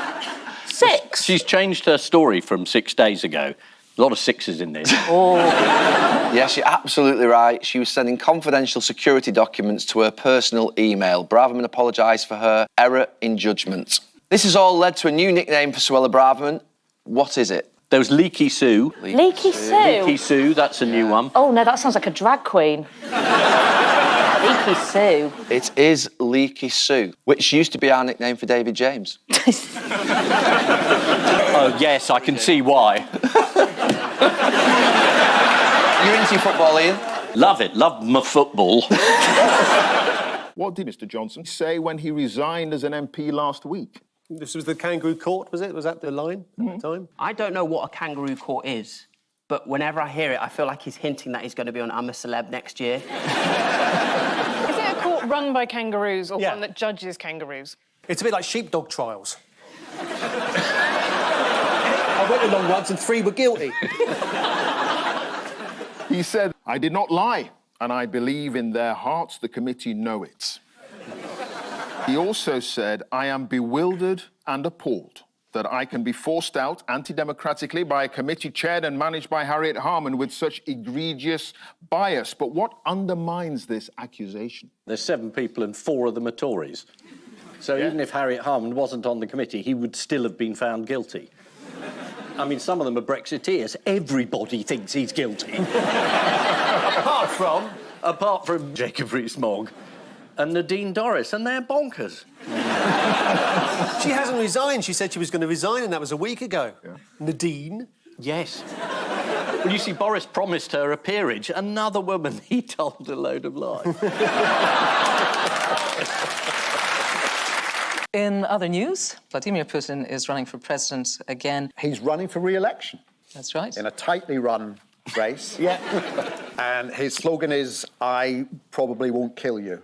I wonder what the election night coverage is like in Russia. Pretty quick. There's an exit poll in which the opposition leave through a window. Thank you very much. I'm in Richmond all week. On jury duty. I'm not allowed to do jury duty. Are you? Is it because you're often confused with a defendant? Why has he chosen this week to announce that he's running for another term? This is when he does his end-of-year press conference, I think, isn't it? And he hasn't done one for a few years. He did 4 hours of answering questions. You can ask anything you like if you don't want to live. Yeah. According to Newsweek, some of the things he got thrown were, tell us when our lives get better, and when will the war end, to which Putin replied, what war? He also got asked, if Crimea is part of Russia, why does my mobile network switch on roaming after crossing the bridge to Crimea? Putin told the fellow to pop on his location services and someone would be along to help him out. Sticking with the Christmas theme, why is businessman Carl Baxter worried that he may be stuck with 1,000 festive jumpers? Oh, it's because they look like willies. Oh, yeah, you got it. Yeah. Tried to order one. Here we are, let's have a look at them. The spotted silk. It just looks like a thermometer to me. I don't know how you have your temperature taken. But before we go, there's just time for the caption competition. Ian and Joe have this. Contestants shake hand before fighting to the death. You come far. Why the long pause? Would you send it up to Sweet 17? The goldfish has died. Right, now here's one for Paul and Giles. Yep. Oh, do you know, let's just sit back and enjoy this bit. I mean, come on, let's actually turn the corner in this show in the last moments. Yeah. Let's actually just let the country celebrate spring. Yeah. Let's not ruin it with any protest, just love it. What about mouse celebrate spring by tickling bum with pollen?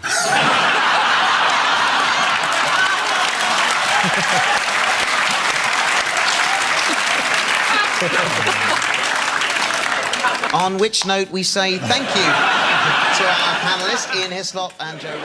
Thank you for watching.